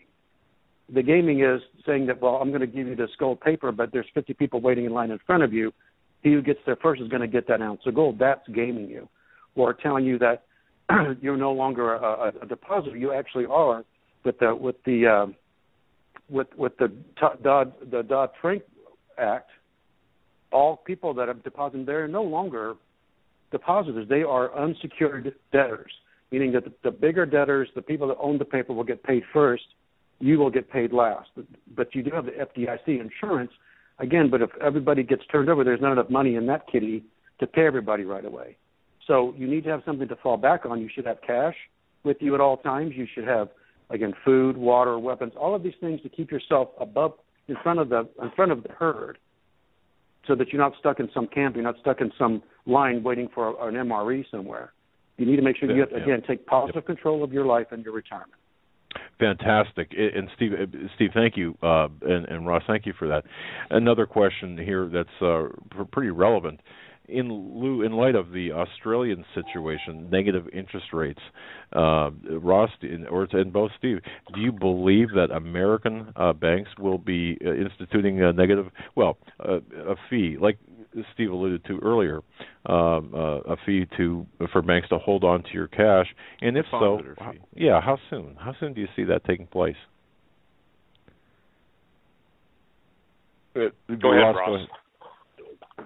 Oh, on the negative interest rates, that's a tough call. I mean, they're under pressure from the Fed to raise rates, and again, it all depends on how these currency swaps go through in the future and how the dollar gets unpegged. Again, to draw people to the dollar. Again, if you're only paying 1 or 2% when somebody else is paying higher, they're going to go somewhere else to spend their money. So if they have to raise interest rate, it raises our debt, the cost of our debt. And from a negative interest rate, I mean, we've had low interest rates for a long time, injected QE 1, 2, 3, and 4. The country is awash in money, except it's all concentrated in major banks and in investment houses. So there's lots of cash sitting and parked in a lot of businesses that they're not floating. The actual, what they call the speed of money, how it floats from $1 travels to another, from hand to hand to hand, has dropped significantly because people are holding on to those dollars and not putting them back into the market. So I don't see negative interest rates anytime soon, simply because the Fed is starting to raise rates in order to be competitive, to cause a little inflation, to get some growth. So I don't see necessarily negative interest rates here. Again, that's my opinion. Thank you. All right. I wanted to deal with Doug. One of the things that people look at, though, and I would say this: negative interest rates that show on your bank statement are different than the loss of purchasing power that shows at the store. And I think that's something that people have to think in commodity. We have become too paper-oriented. Wealth is not what you show on a financial statement. Wealth is what you can base. Abraham was a very wealthy guy. Did he have a 401k, an IRA, a 403b? No. And I want to share something. If it's amazing to me because, again, a lot of the Christians that I deal with, they say, well, I'm just going to trust God to take care of me. And my answer to that is, especially when they start to say, well, gold and silver, you're going to throw that into the streets. Well, that's at the day of the Lord. And up until that time, the book of Daniel says that the Antichrist will accept gold, silver, and precious jewels. The parable of the 10 talents. And this is what I'd like to show everybody. The guy that lost the most was the guy who was afraid to do anything with his money, and basically the master rebukes him and said, you should have at least even put it out for interest. How is it faithfulness to put a bunch of money in a bank where you're making absolutely nothing, where the price of hamburger last year was $3.99, let's say, and now it's $5.99 or $4.99, whatever it is?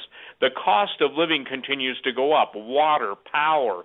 Now, obviously, gasoline has gone down, but the point is that the average person no longer has the bennies or the benefits. What's happening to people is, and they don't get it, the temporary employment market, the temps, so to speak, are basically being used up and thrown away. Now, obviously, if you're a man of talent or a woman of talent and you've got abilities and you excel, you'll be kept on. But basically, we have become a throwaway nation. Now we have close to 100 million Americans unemployed, and if you are an illegal alien, you come into this country with $35K, how is that fair? In essence, Robin Hood is robbing from the country and giving to that which is destroying the country. If people don't understand victory by assimilation or victory by procreation, in other words, when conquering armies took over a nation, the first thing they did was to rape the women and to breed with the women. I'm sorry for using that word, but it's real. And to dispossess the land by dispossessing the people and establishing a new bloodline. And so historically, the greatest disconnect, and I got to tell you, my level, Ross, of frustration has never been greater. I trust the Lord, but I still cannot understand the woeful, W-O-E-F-U-L, and willful, W-I-L-F-U-L, denial of the truth. So in the parable of the 10 talents, a talent is a weight of silver or gold. Even the land, people, if you're going to buy land, there's one criteria above others, and that is it has to have water originating on it, not just simply rushing through it or running through it, because we're now seeing water wars.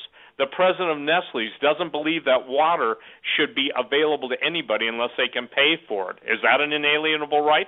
I joked, and I'm sure it's going to happen, that everybody at some point will have to wear a Darth Vader-style respirator, and you'll be charged for numbers of breath of oxygen units you use. That's if they don't, turn you into Soylent Green ahead of time. So the point is, and then I'll give it back to you, Doug, for Ross, because this really, puts me in the red line position on my tachometer. And, that means I'm fully revved on this issue.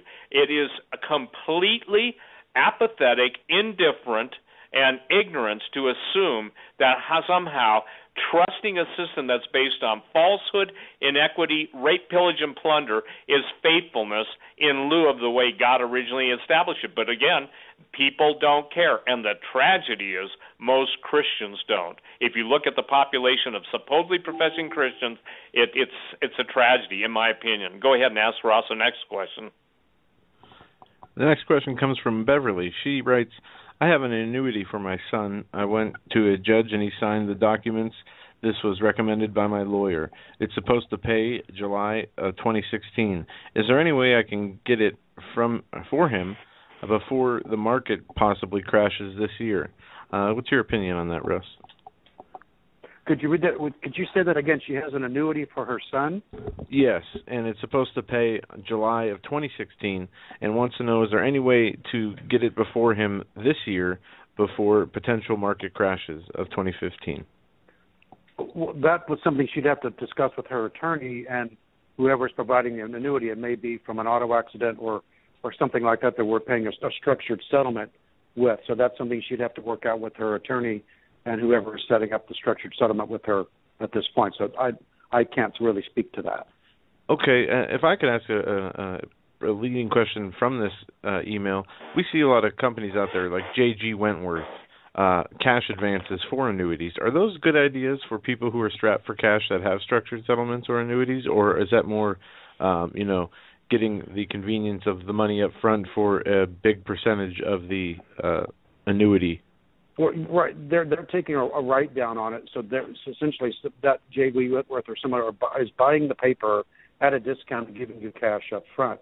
So it's similar to taking the cash piece of a lottery ticket versus paying the annuity, but at a much steeper discount. So if somebody's going to do that, they're better off reaching out and necessarily directly to the person who set the structured settlement. So, for instance, if you are hit in a car accident, and I worked for Hartford Insurance for many years, and I worked on the personal insurance side. We had to deliver checks for insured up to $5 million. Sometimes we set up structured settlements. You could do it where if her son is getting a payment of X dollars starting on the next year, they could be better served going directly to the person, the group that set this up and saying, can we start it this year? And they will be a discount, but not nearly as much of a discount if they went to what I would call a factor or somebody that's buying it at a lower face rate, and then they're going to collect the money over time. So they're better dealing directly with the folks. Okay. Another question here. In fact, a couple of people have asked Ross, if you being in the position you're in, do you know anything, or can you provide any insight or your professional opinion on the recent rash of banker deaths / suicides? And interestingly enough, Steve, I'll just tell you this: one of those questions comes from an address that suggests a big brokerage house. Well, the person asking that question. I can't comment on that. I mean, I have my own thoughts on that, and then again, my own level of paranoia. I mean, some of them are very suspect, and it seems like that it's not just bankers; it's scientists and other people that are in the know and certain in things. So they just somehow are suicided, 6 shots to the head, and self-inflicted. So It's those kind of things that you find hard to believe that it's coincidental, but there's nothing to tie it back to that you can prove it. And the folks that, if it is nefarious, they're professionals, and you would never be able to find them. So it is what it is, but I can't really comment on that either. All right. Well, Steve, I mean, you covered that. Go ahead, Steve. Well, yeah, but first of all, Ross, how much longer do you have? I can't tell what, on your last email to me. Do you have to drop off in another? I have until 15th of the hour, so I have until my time, 8:45, which is in 5 minutes? Yeah. Yep, okay. Because of that, Doug, I'll comment when Ross goes because I want to give him the maximum amount of time. First of all, ladies and gentlemen, it was just our intention to do an hour show, but then because of the questions going over. But, Ross, go ahead. Give out your contact information, and then people with the specific questions that want to utilize your services. And I got to say this, for what you do, you're probably the most inexpensive guy to be able to get. I mean, you charge less than an hour of lawyer time to set people up with who have a lot of money at stake. And I want to just say this, and I'm turning right over to you, Ross. Finish it off. Give your contact information. He walks the talk. He is a prepper. He is a guy that knows what's going on. He has to be careful in some of his responses, simply because of who he is even presently. I mean, that's his real name, by the way. He's not using an initial. He's not using any euphemism or any other thing. So, Ross, give out your contact information because the time is counting down. Sure. It's Ross, ROSS, .Powell at survival401k.com. Again, Ross.Powell at survival401k.com. Perfect. Beautiful. And Ross, I just want to thank you. I mean, you do have to go here in about 90 seconds, so rather than belabor this, we just want to say thank you so much, number one, for coming on. And, we've had so many people tell us that, look, you could talk about problems all day long, but offer solutions, will you please? And this is exactly what you're doing for the average person out there, like Joe and I, like Steve. I mean, we're just average folk, and you're offering potential solutions to get out of the way of what's coming. The last question is, and you can close with this, Mr. Powell, is this. Everyone's talking, about the tenuous nature of the time. Do you feel that we can make it through 2015 without any major crash or not devaluation, but the detachment from, or the losing our reserve currency status? Do you think we can make it through the year? It's going to be dicey. I mean, we'll know. You'll see the signs starting in May, and you start looking in May for what happens at the IMF, at the International Monetary Fund, at the World Bank. If China starts to get their currency into the basket, then it gets approved in October. Then that's when you need to hold on to your hat and hold on to your wallet, because if that happens, that's the beginning of the end. Gotcha. All right. Thank you for your gracious gift of time, Steve. I'm going to kick it back to you. Go ahead and it's to you, Steve. Okay. Well, number one, thank you, Ross. Number two, ladies and gentlemen, again, in an introduction of, pretty much an hour and 45 minutes, I can only tell you this. I have a lot of clients and a lot of people that trust Ross. He has performed. He stays on top of stuff. He's guarded in some of the things he says. I wish he weren't having to be, but knowing who he continually works for as a consultant and other things, he has to be that way. Doug, if you want, one of the things we haven't done, I'll take questions for the rest of this hour and going into the next. They can be about anything because, again, it's important that questions get answered. And look, I only claim to have the answers to the things that I've written about, studied about, investigated, been in the business. I tried to tell. I've got news for you. There are people that listen to this program that, have been, how should I say this, very, very faithfully listening to this program, but sometimes a little bit of information that could have prevented them great sorrow and loss is overlooked. So, if you want to take questions or just ask me the questions, I very seldom do that. I want to just announce, too, that I think I'll be on Coast to Coast on April 7th. I'll be talking about little creatures, and just for the record, Iceland just had a huge story hit that they can't even build until they get the permission of the elves, ELVES, and I'm not kidding, highways, houses, or anything. So superstition. And then I want to talk, too, if people could understand about just the relevance of the time we live in. I mean, as to the imposing nature of the danger, it is like there is a push for World War III. And when we come back in the third hour, I'd like to just address that, if you don't mind, because, again, people can't understand why we're provoking Russia. It's very simple. It's simply because the world globalists want a third world war in which the man of peace, you don't have a man of peace until the man of peace has to follow the man of war. And there are two houses. There's Dar es Salaam, which means, I believe, the house of peace, and there's Dar al-Harab, which means the house of war. Now, we're in the house of war. Those are Islamic terms. And so in order for the Mahdi, M-A-H-D-I, to come on the scene, there has to be a global nuclear conflagration. Obviously, if the highest-ranking individuals in the United States military now have Muslim proclivities and also in our government, and they believe that, then they're going to facilitate that. And so the point is that will lead us into Jade Helm 15 and everything. You see, here's if I had to say tonight, okay, and I'll just be honest, the greatest frustration I have is being able to see this stuff in advance and have most people say you're full of you-know-what. By the way, I got an email tonight, I have to just share this. The guy in 2 paragraphs used certain words 14 times because I was running an ad from someone he didn't like on my website, okay? So, again, if people can't express themselves without using 14 words and claiming that, that he's a believer and I'm not, I thought, well, I guess out of his own mouth will eat his fruit. You see, here's the deal. The war is here now. The war is here now. The war is in the world. The war is in the church. The war is amongst believers. People want to believe that they're getting out of here. I talked to Tom Horn today, and Tom and I are going to be doing a show with you, by the way, if you'll allow us in May. We'll set the date up.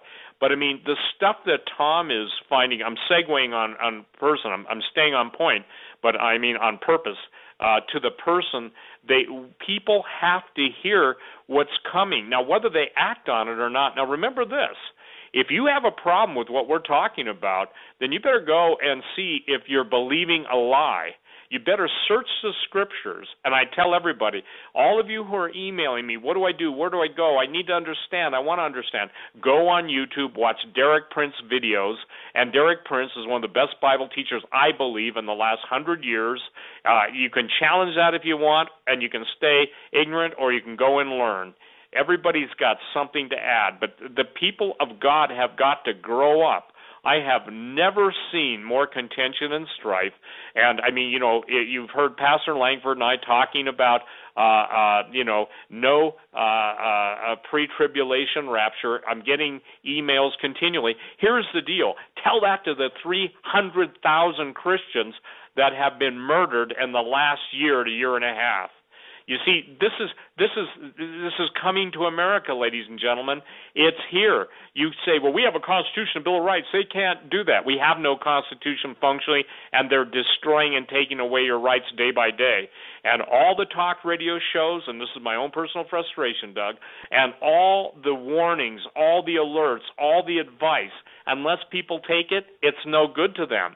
Unless they come to a point of being right with Jesus, he's their Lord and Savior, if they'll accept him as that. If not, then basically the other choices, you'll either be lovingly forgiven by a loving God, or you'll be eternally damned by a destructive devil. I'm sorry, even at CERN today, they're doing the dance of death. They're having theatrical presentations. They're having Buddhists speak on spirituality and science combining. I guarantee you there's no room in the CERN paradigm for biblical Christianity. Oh, the gates of hell are opening. So this stuff is relevant, Doug. And here's the deal. Jesus said if you're not going to be wise enough to deal with unrighteous mammon, that's money, okay? Money and mammon are interchangeable. Be faithful with one so that when God gives you the true riches, you'll be able to be faithful with that. I maintain this, that judging by 30-some years of being in the metals market, judging by being 25 years on talk radio, it's the how do I say, the most confusing point to me is that you can warn and warn and warn, and people say nothing's going wrong, everything's still fine. Tell that to the 100 million people without a job. Tell that to the people that are renting, and 60% of their income goes to rent. If it weren't for government subsidies, as in U.S. government subsidies, and then think of all you who have paid into Social Security. I'm 63. Bottom line is, it isn't going to be there. And if it is, it's going to be taken from you and given to someone else. That's the curse of Deuteronomy. Strangers from without will possess you from within. All of the American dollars that went forth to buy all of the Chinese-produced goods, all those years at the cheap prices at the big mart stores, that all went to China. China took that $2 trillion.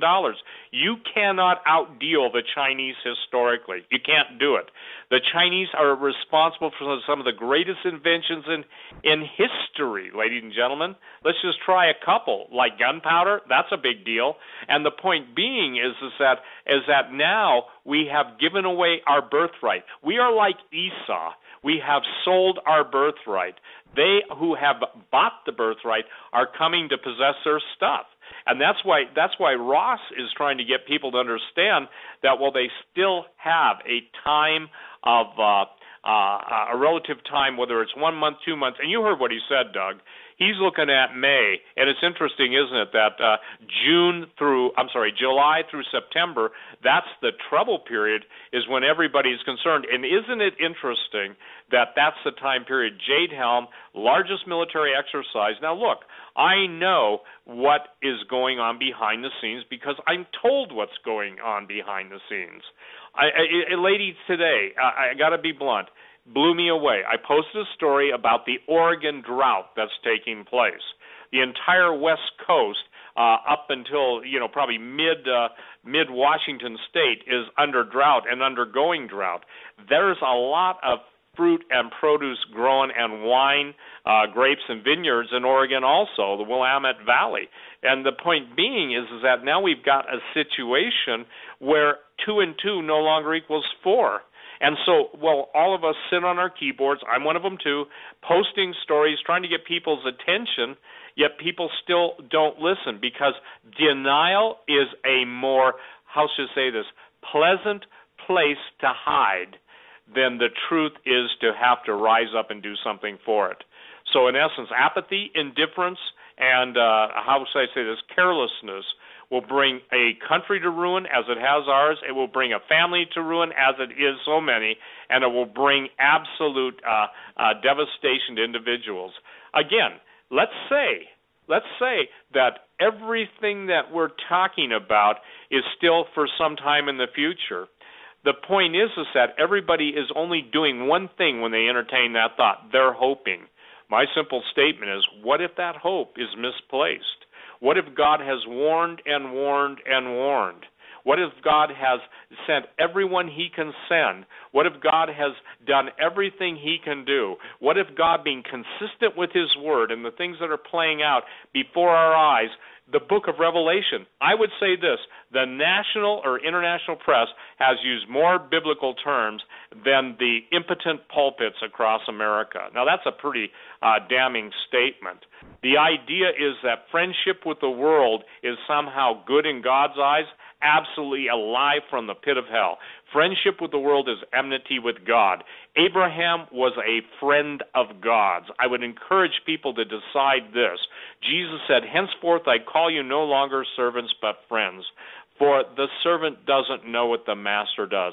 And because Jesus, our Savior, our Lord, our King, our Redeemer, our righteousness, everything we have through God's infinite grace is manifest in Jesus' specific atoning sacrifice on Calvary, and the power that raised him from the dead will raise us from the dead. That's where our priorities have to lie. But unfortunately, people don't get that. And so again, I'm saying this. The reason I talk about what I talk about financially, I am not a preacher. I want people to say, how can you claim to be a preacher? Forgive me, idiots, I'm not a preacher.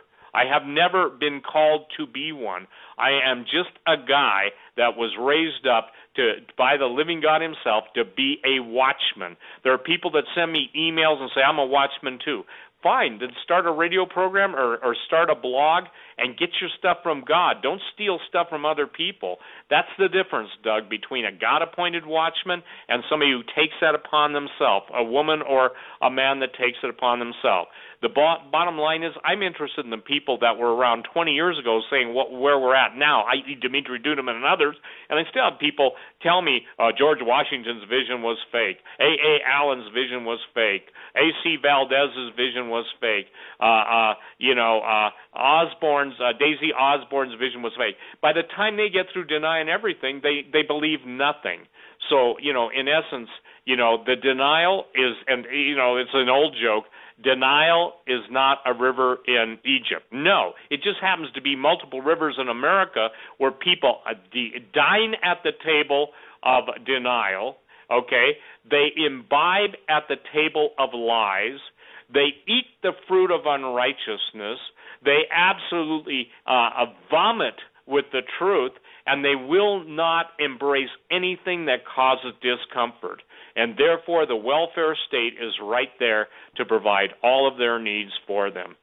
I got to take a breath. That was a long paragraph. Yes, it was. And You said a whole lot of important stuff there, and we're coming up against the top of the hour break. Why don't we do this? We'll take the break now. Right. We'll come back on the other side. We got a lot of questions in our email for you, Steve, and we have some questions ourselves that we'd like to ask you. So let's take a few-minute break here. He's on a roll. Catch a breather. Yeah. He's on a roll, man. I love it. A quick word from our sponsors. You're listening to the Hagman and Hagman Report on this Thursday, April 2nd edition with Steve Quayle from SteveQuayle.com. The Hagman and Hagman Report. We are so blessed to have with us Mr. Steve Quayle from SteveQuayle.com, a man both of us, we greatly admire, respect. And, I'll tell you something. He has led the pack. And I would just want to say this, as we are entering into this time that we're in, we need to make a choice. We need to pick sides, and our choice will determine whether our progeny will visit our graves with deserved admiration or equally earned contempt. That's just my 2 cents. Steve, I'm going to toss it back to you. Welcome back. Take us wherever you want to go. Well, I think it's important that people understand that there's a time when the warnings cease, and my goal, and I'll be blunt with everyone. My goal is to pretty much I'm going to be changing direction. Tom Horn has asked me to do some television with him. My heart is in antiquity because, as I said, he who controls the past determines the future. He who can decipher the past can basically can challenge the future. And I believe that God, in His infinite mercy, His glorious power, His love for His creation, and because He's a prayer-answering God, can change the outcome. Now, the prophetic events are going to take place. But where we're at now, Doug, in prophecy and understanding, my greatest joy is when Pastor Langford and I get to share from the Word of God. He is a pastor. He is a man of God. I've known David for 20-some years. He's the most consistent individual I've ever met. Saying that, I am so grateful that you and Joe have allowed us to come on your show, because there are some amazing people out there, and some of the intercessors that pray for you, Doug, and pray for Joe, and pray for me, and pray for all the people listening to this. I literally owe my life to intercessors.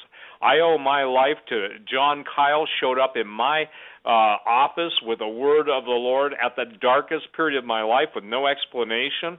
Romy was praying and literally interceding for me at the direst point of my life.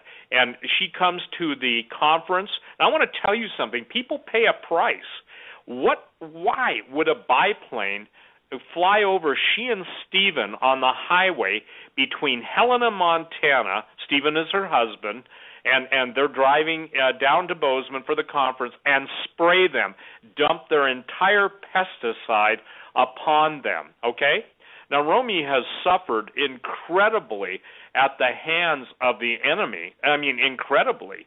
She doesn't whine. She doesn't complain. She continues to pray. And it costs people to pray. And if it weren't for the time, and those of you who are at the Whitestone Conference know we prayed for her. But that made me so furious. I wish I would have had an M134, and that's a Gatling gun. I'm talking about one of the newer military models. I wish I would have had it because that biplane would have been toast. That's not bragging. That's how furious I were. That you have to take on a woman. You have to take on basically, and her husband. You have to spray them with pesticides. If any of you have ever seen one of the old, what was it, the Cary Grant movie where he's running, and I forget the movie, but a biplane flies over him. Cary Grant's in the foreground. North the biplane by Northwest comes. Or something? Yeah. North by Northwest. Thank you. Yeah. That's what literally happened to a woman of God. How many of you intercessors could handle it if a Black Hawk helicopter with doors open and people were basically flying over you at a couple hundred feet AGL above ground level and filming you and basically wanting to know who this woman is? Well, I say God bless her in the name of Jesus. And people pay a price, Doug. They really do pay a price. And so by the grace of God, we continue on and we do what we can do, and if we don't have this passion for Jesus, okay, Jesus said, zeal for your house, Lord. He's talking to his Father. Zeal for thine house has consumed me. The deal is I am yet to see, and I don't believe zealousness is godly unless it's propelled by the Holy Ghost, okay? People say, I believe, Brother Quayle. Now, I am mocking with this voice, okay? I believe, Brother Quayle, a great revival is going to come through this land. Okay? What's the basis of that belief? Okay? What's the basis of your belief? There is no revival without repentance. There is no restoration without repentance. There is no power of God without a move of the Holy Spirit. And the move of the Holy Spirit is diametrically opposed to the pathetic lukewarmness. We did a program, did we not, Doug? I think David and I did. Pastor Langford did a show called When God Vomits You Out of His Mouth. Yep. Okay, so am I being unfair? Am I being hurting? Am I being unloving to say what Jesus said? He said, I'd rather have you lukewarm and cold. So people have got to grow up. They have got to grow up. And grow up, I'm saying this, you got to grow up before the world blows up. Go ahead, let's go to some questions. Well, go ahead, Joe. I mean, a lot of questions, Steve, I got to tell you, relate to your appearance on InfoWars yesterday. Yeah, the first one here does. Go ahead. From Lynn. Steve, can you please repeat what you said on Alex Jones about Jade Helm 15 going live according to a group of generals? Jade Helm is the first time that a 2-month-long special operations conglomerate of every, if you will, counter-terrorist force that the military has under its guise and direction has been for this long a period of time and directed at the American public. This is where the disconnect comes. In the world of special operations, especially in those, for instance, like the 160th and the other elite SEALs, all the different elite branches of the military, they usually use night to give them the benefit. And if you notice all the training, Doug, Joe, what time is it happening? At night. A lot of it, right, yep. So we're in a position right now that is incredibly dangerous for the people of the United States. Now, here's what people have got to understand. I said on Alex Jones, and I stand by it, that for the first time in history, all of what were former enemies of the United States are being embraced, and yet the people that made up this country, whether it's constitutionalists or whether it's Bill of Rights people, whether it's veterans, whether it's fundamental or not even fundamental, just practicing and professing Christians, are now the enemy. So when I see the change in law enforcement, when Texas and Utah, and boy, please, for every LDS member and Mormons, now I am not a Mormon, I want to make this clear, but they are singled out now to be one of the states, Utah, because the Mormons have one thing they know only as well as any group of Americans I've ever known, just like the Indians. That does not mean I endorse their belief system, but they know what it's like to have the government go to war with them. Did you not find it interesting, Doug, that Texas and Utah are considered terrorist states? Yeah. What's up with that? I mean, aside from the obvious. Well, I think what's up with that is simply that we're in a position now where we're the enemy. Okay, and now ask yourself this: if our government was not in collusion with foreign governments, and I'm not talking about, I'm talking about the elitists using all the nations of the world to ultimately war against each other to bring about their New World Order, which George Bush Sr. mentioned 256 times, which now we're seeing a New World Order, and I quoted on Alex Jones, I think it was interviewed by David Knight, the statement from Larry Grathwall, it's up on my website, I believe, as it was yesterday, where basically Bill Ayers said that 25 million people had to die. That was back in the 1970s. You take the population 1970s, you throw it forward on the same percentage, and now it's up to 75, 80 million, and I think this becomes problematic for people. You mean to tell me a major influence in most of the highest-ranking Democrats' lives, including Hillary Clinton and Obama et al., and they're being taught that, they've got to kill a bunch of people? Then I see this whole situation that's transpiring, and it's got to be a cause of alarm for everyone, Doug. Yeah, indeed it does. And the Nathan Liel and I were talking, and in fact, your name came up. One of the things that we were talking about was the GCHQ documents. Well, the U.S. Naval College War documents about infiltration of patriot groups. Yeah, kind of like what Cass Sunstein put out in his manual as Obama's czar of infiltrating the Tea Party groups and religious based groups. But what they're doing is paying people to, and they have a system. It's infiltrate. And Dad, you might have a better idea of the system. But as you said earlier, I think in the program, Steve, you infiltrate, you create a problem, then you play the victim, and it's a process that these people go through to marginalize, label, and tear down their opposition.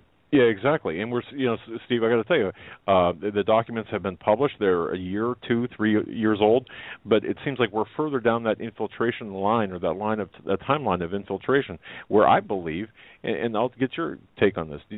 I mean, personally, I think that a lot of the patriot groups, such as, but not limited to, like Oath Keepers, and I'm not picking on them. I'm just saying groups like that have been infiltrated from within, because, and people are reporting, and soon, at some point, the heads of these places are going to be taken out.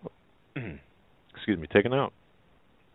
Well, let me say this, and someone who's lived in that world, there are people that have so stated, publicly on different blogs and stuff, they can't wait for me to get whacked, okay?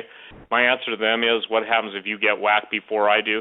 There are people that have done everything to bear false witness against me, to lie, to speak all manner of evil, people supposedly that work for me that never work for me, the discrediting, and again, beyond all that, people say I have thin skin. You try and put up with 25 years of it versus 25 minutes of it, and let me see where you stand. I tell people, I said, listen, the greatest lesson I've learned in life, and so far I've walked with the Lord, I should say I've stumbled with the Lord, but He's been there to pick me up. That's a truer statement, is the fact that those who will praise you on Friday will damn you on Sunday. I referred to an email I got tonight, 14 uses of certain words. That guy used to think I was the greatest, but because I have an ad on my website with somebody that he doesn't like, then I'm all of a sudden effing this, this, and this.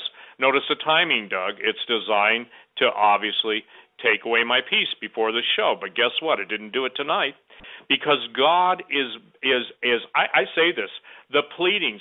If the Lord were to say tonight, with a voice from heaven, if the Lord literally, as He spoke on Sinai, the King of Glory, He who speaks every universe you can see with the best telescopes into existence, said, what more can I do to show you the lateness of the hour? You know what people would say? They'd say, we don't want to hear from you. We got to go back and watch the NFL. We don't want to hear from you. We're right in the middle of a game with somebody halfway around the world. I'm not being facetious. You see, so what God does, He allows sin to come to fruition. That's why the wheat and the tares grow up together, okay? This used to bother me. Now I get it, okay? Because I said, Lord, if I were you, and I'm not, and I don't pretend to be, I don't want to be, but I don't understand, and that's when the Lord said, as high as the heavens are above the earth, so are my thoughts above yours, Steve. And I figured, yep, He's right, I said, Lord, I can't even run my own life, let alone the universe or the world. I'll yield that to you. But the point is what more, Doug? Have you ever asked yourself that? Joe, have you ever asked yourself? What more could God do than He's already done? Because look, it's not that the Luciferians don't know that Jesus is real. They just can't use that name. It's not that they don't know that there's a God. They think there's going to be war and they're going to win. Got news for you guys, you're not going to win. But before they lose, they're going to make sure that they slaughter as many of the image bearers of the living God, because before the fall, we are created in God's image and likeness. Only through Jesus Christ, the second Adam, can that likeness of God be restored in us. There is no other way. You know, the Buddhists can meditate into eternity. By the way, years ago, I put up on my website the testimony of a Buddhist, very prominent Buddhist, who died and went to hell. He came back, shared his story, and the world of Buddhism went into a frenzy across the world. And if you want to look at that, go type Buddhist monk's testimony of hell if you want to read that. So why am I bringing that up tonight? Because CERN is about the ancient gods. So, you know, God is so amazing. And I got to understand, I want people to understand, we get the superficialist understanding unless the Spirit of God reveals the deep things of God. But such superficiality, what is discernment? Doug, again, I'm going to ask you, I asked you that before. What is discernment? Discernment is using the word, viewing. How about this, Steve? And you asked me this before, and I've been really contemplating this because I know it's simple, but how about this? Using a biblical view or looking through current events through a biblical prism. The Holy Spirit. Having insight right. From the Holy Spirit, not from our own minds and thoughts and preconceived notions. Opening yourself up, Steve, to listening to what the Holy Spirit is telling you, and then making decisions and acting from that point. You know, it sounds like a simple question, but I think it deserves much contemplation.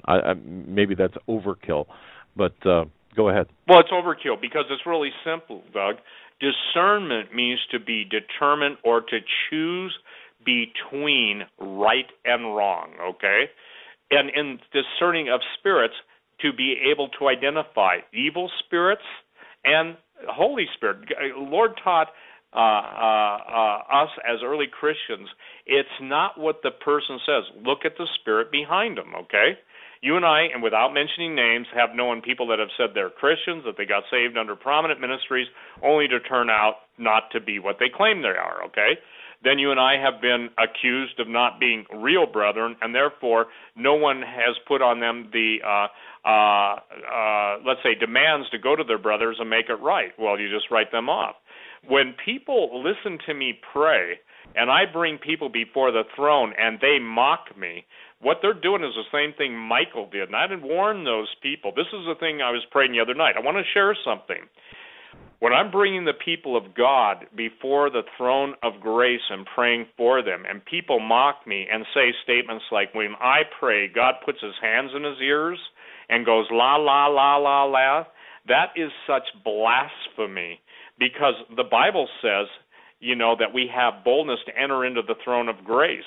When someone says, my 5 minutes of prayer don't account to the SHIT word, that's what this guy said tonight, he is treading on the same ground that Michael, David's wife, when she mocked him. Look, I'm not David, but I'm telling you this, you people are foolish to mock those prayers because I'm praying for all those that are listening. You completely take yourself out from that covering, and I'll tell you what, I know one thing about God. He is holy. He will not share his glory with another. So I'm telling you this. I say it again. There's going to be an Ananias and Sapphira moment in a lot of people's lives. Look it up in the book of Acts. Those of you who are basically doing everything you can to slander, you're causing the little ones to stumble. You're causing the lambs to falter. And God will not hold you guiltless in that realm.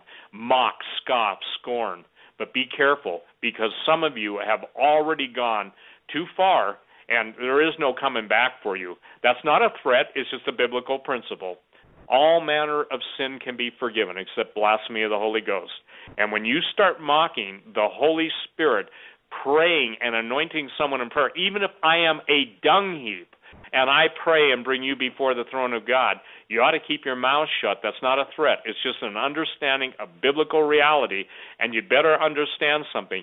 Historically, people that do that pay an awful price, ultimately with their life and ultimately into eternity. Go ahead, Doug.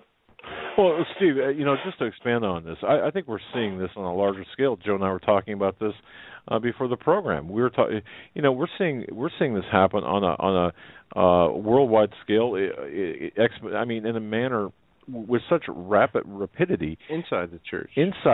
Yeah, and there's inside a spirit of competition. To be right, which I believe stems, to a deeper issue of some type of, ego or jealousy or attention.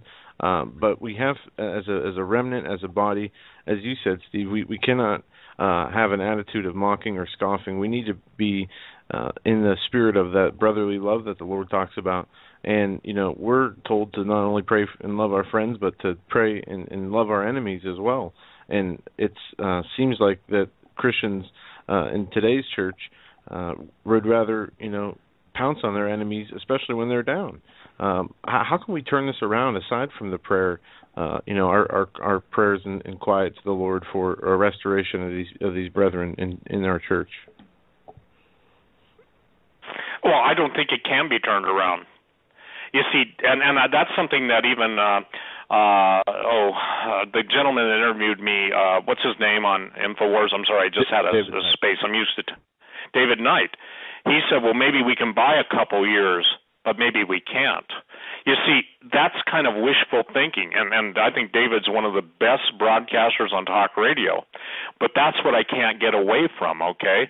I don't know how to overcome. Maybe it's not as bad. I mean, people were saying that, Doug. We were warning on talk radio 25 years ago. I was of these days. Yeah, you were. Even Alex said on the air he couldn't believe me. He said he just couldn't believe me. And, then you've heard him in his way. You were right, Steve. It isn't the satisfaction of being right. It is the sadness of knowing that what comes next.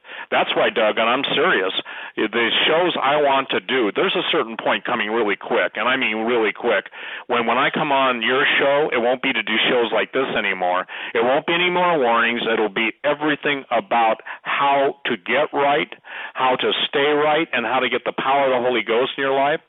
David and I have put a fleece out, to the Lord, and God's going to speak to someone's heart, and then we're ready to basically, do what God has put on our hearts to do. Saying that, I will be, by the grace of God, on Tom Horn's Skywatch TV premiere, and I'll be talking about, I'm going to try, and I'll have to use notes on this to say consistent and focused, but the point is, I'm going to try and sum up everything I've written in 25 and 30 years in a systematic way, and Tom wants me to, basically lay it out, because, again, the time of all of this stuff is upon us. All this stuff, meaning the biblical admonitions, the biblical warnings, the pleadings of God. And I remember, pleading with the Lord 25 years ago, actually pleading with his people, I believe on behalf of the Lord. And again, that's why when you go on my website, stevequayle.com, this isn't a pitch for the website, but you can see the prophecies. I'm not a prophet, but the Bible says all may prophesy, and let the other prophets judge. I don't call myself anything except a sinner saved by grace.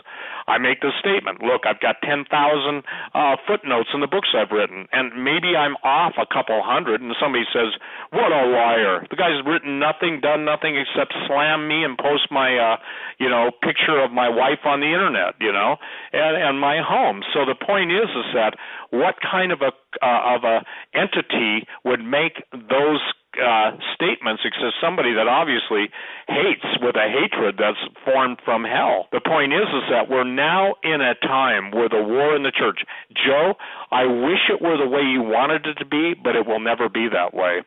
It will not be that way until we come into the unity of the Spirit.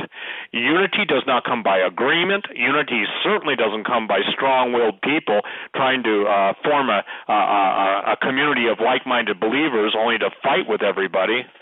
That's true. That's very true. I mean, seriously, it only comes with basically the power of the Holy Ghost. It comes with brokenness.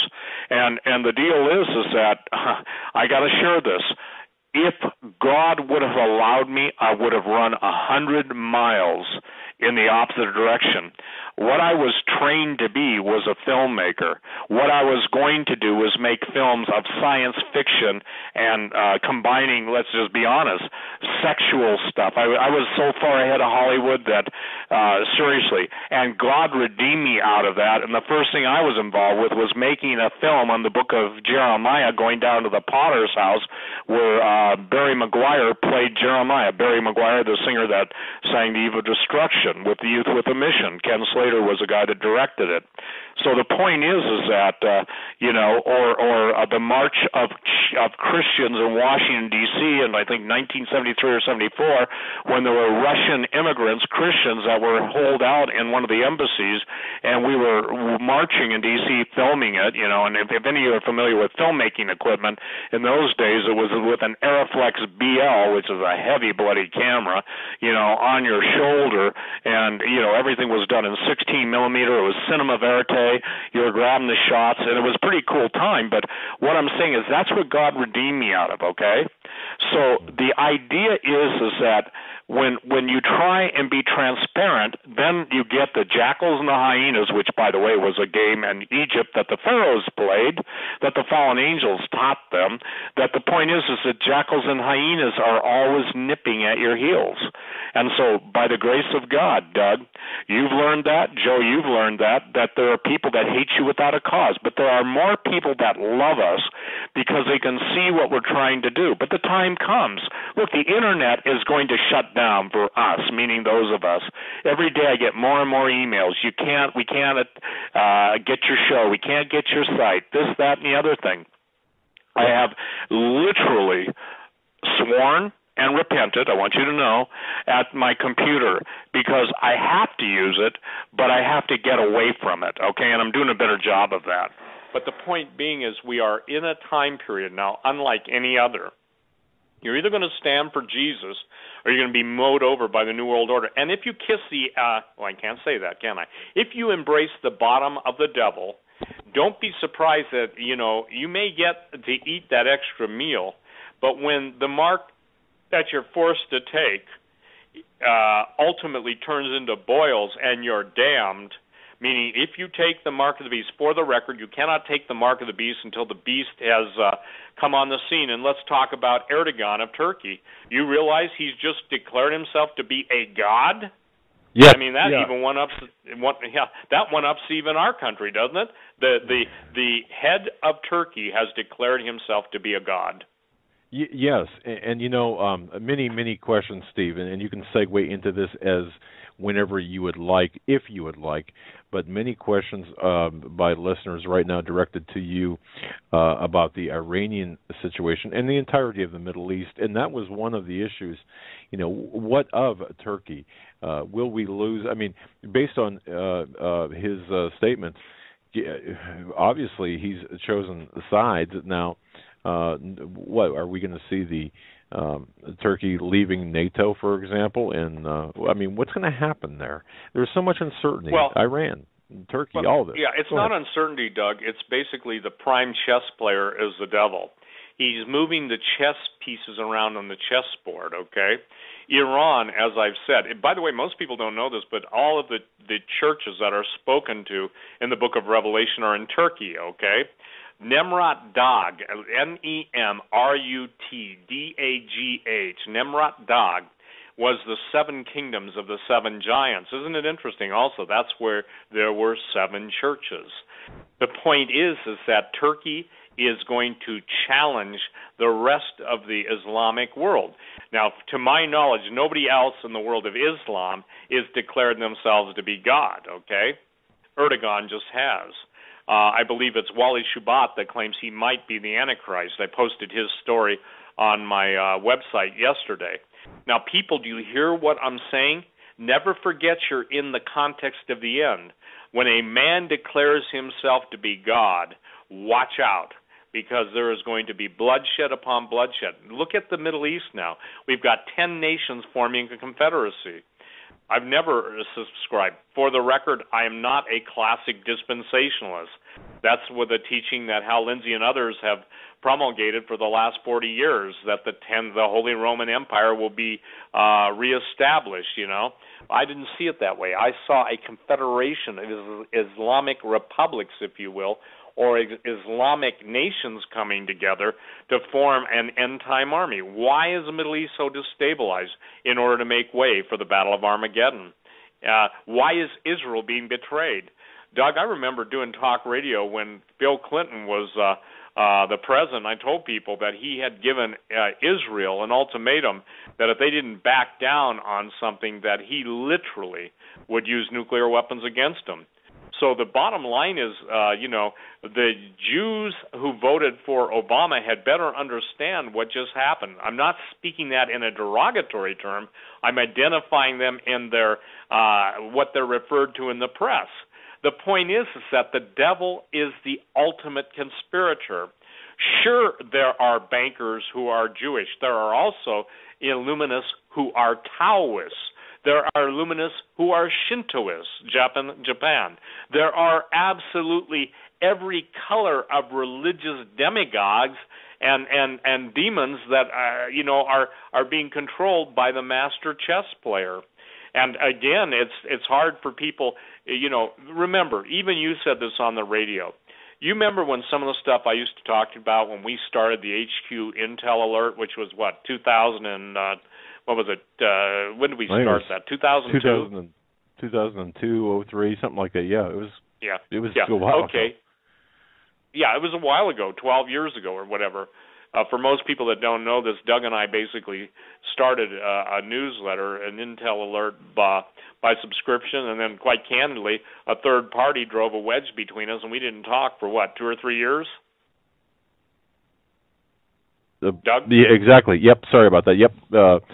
Yeah, it was strange how. Well, it wasn't. Yeah, and you know what though, you talk about discernment. There's my lesson in discernment, but go ahead, Steve.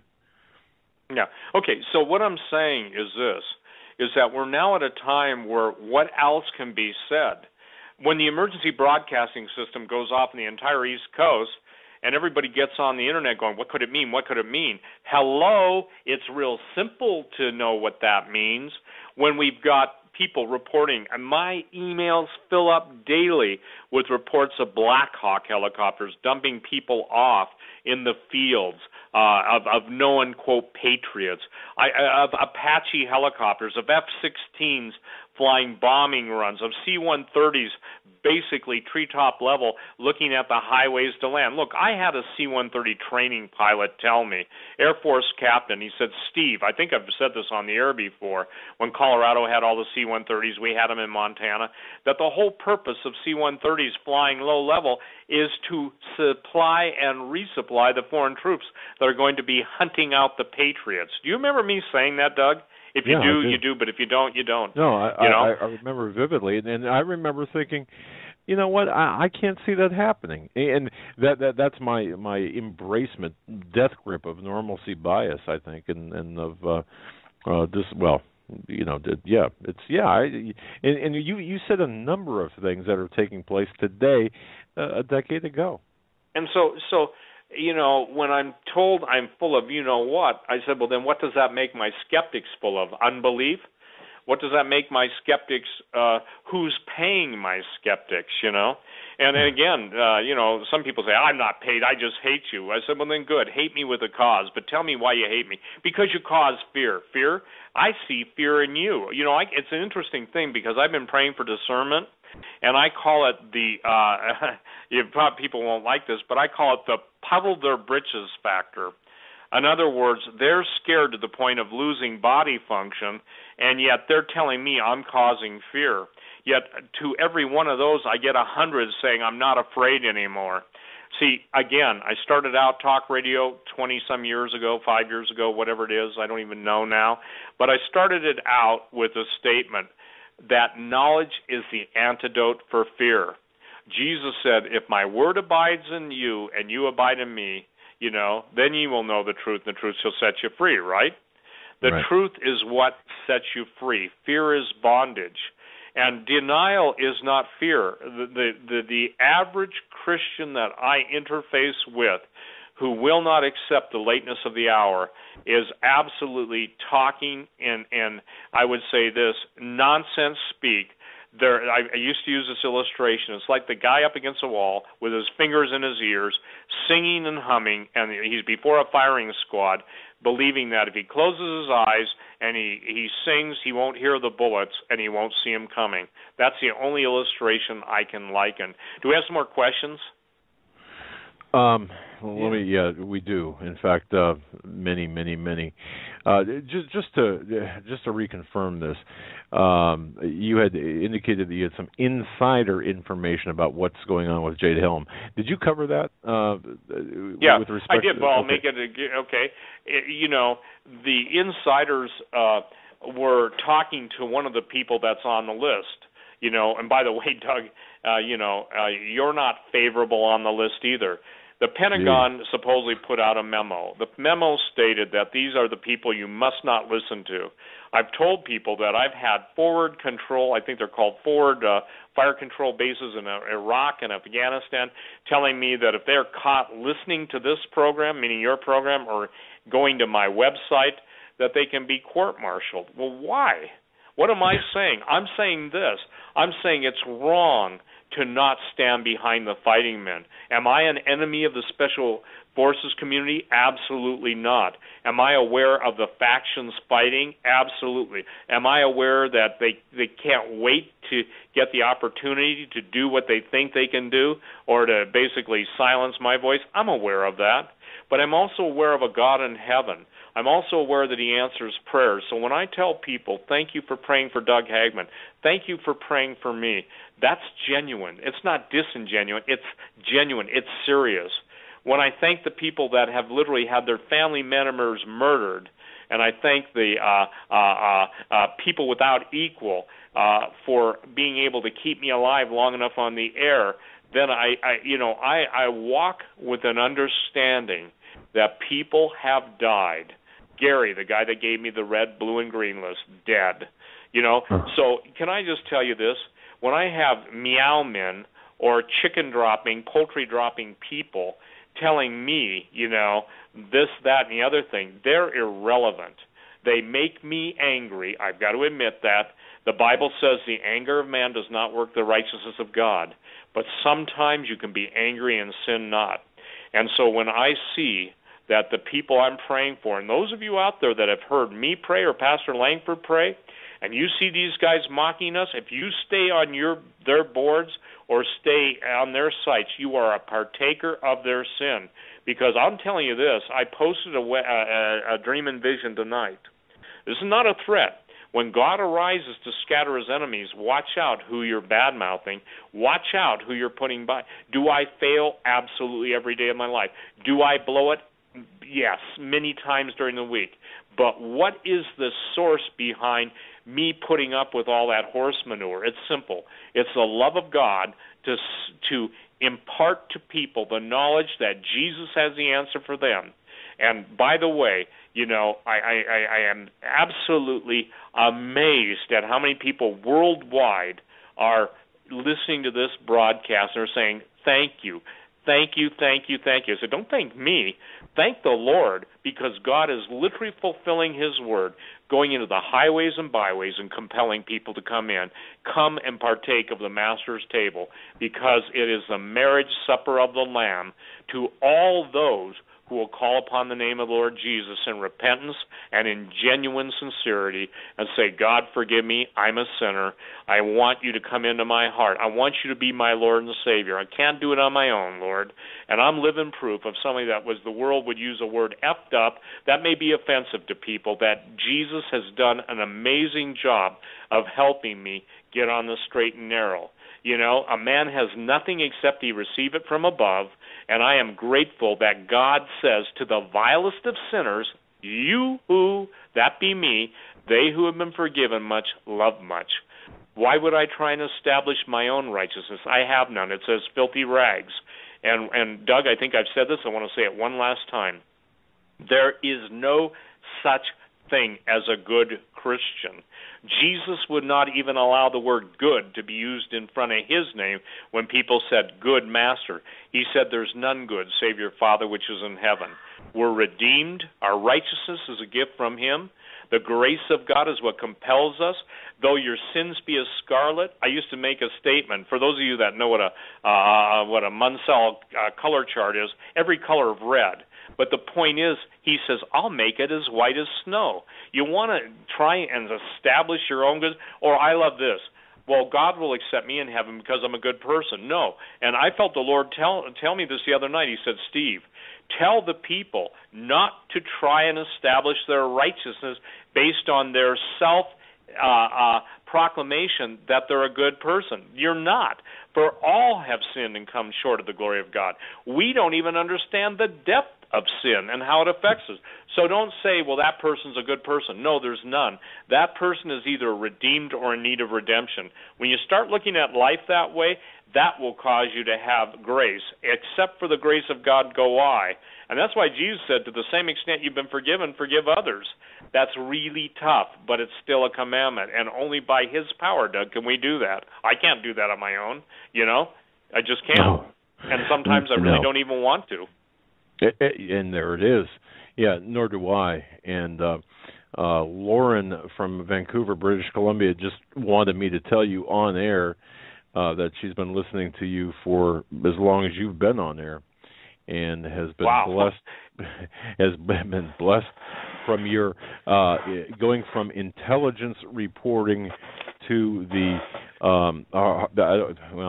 I'd close the email, but basically to the evolution to the end times, bringing souls to God. And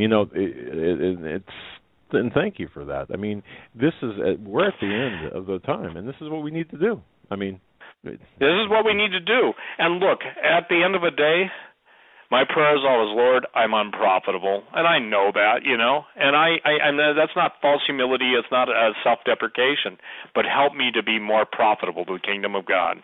I don't know if I've got a year left, I don't know if I have a week left, and I don't know sometimes if I've even got a day left.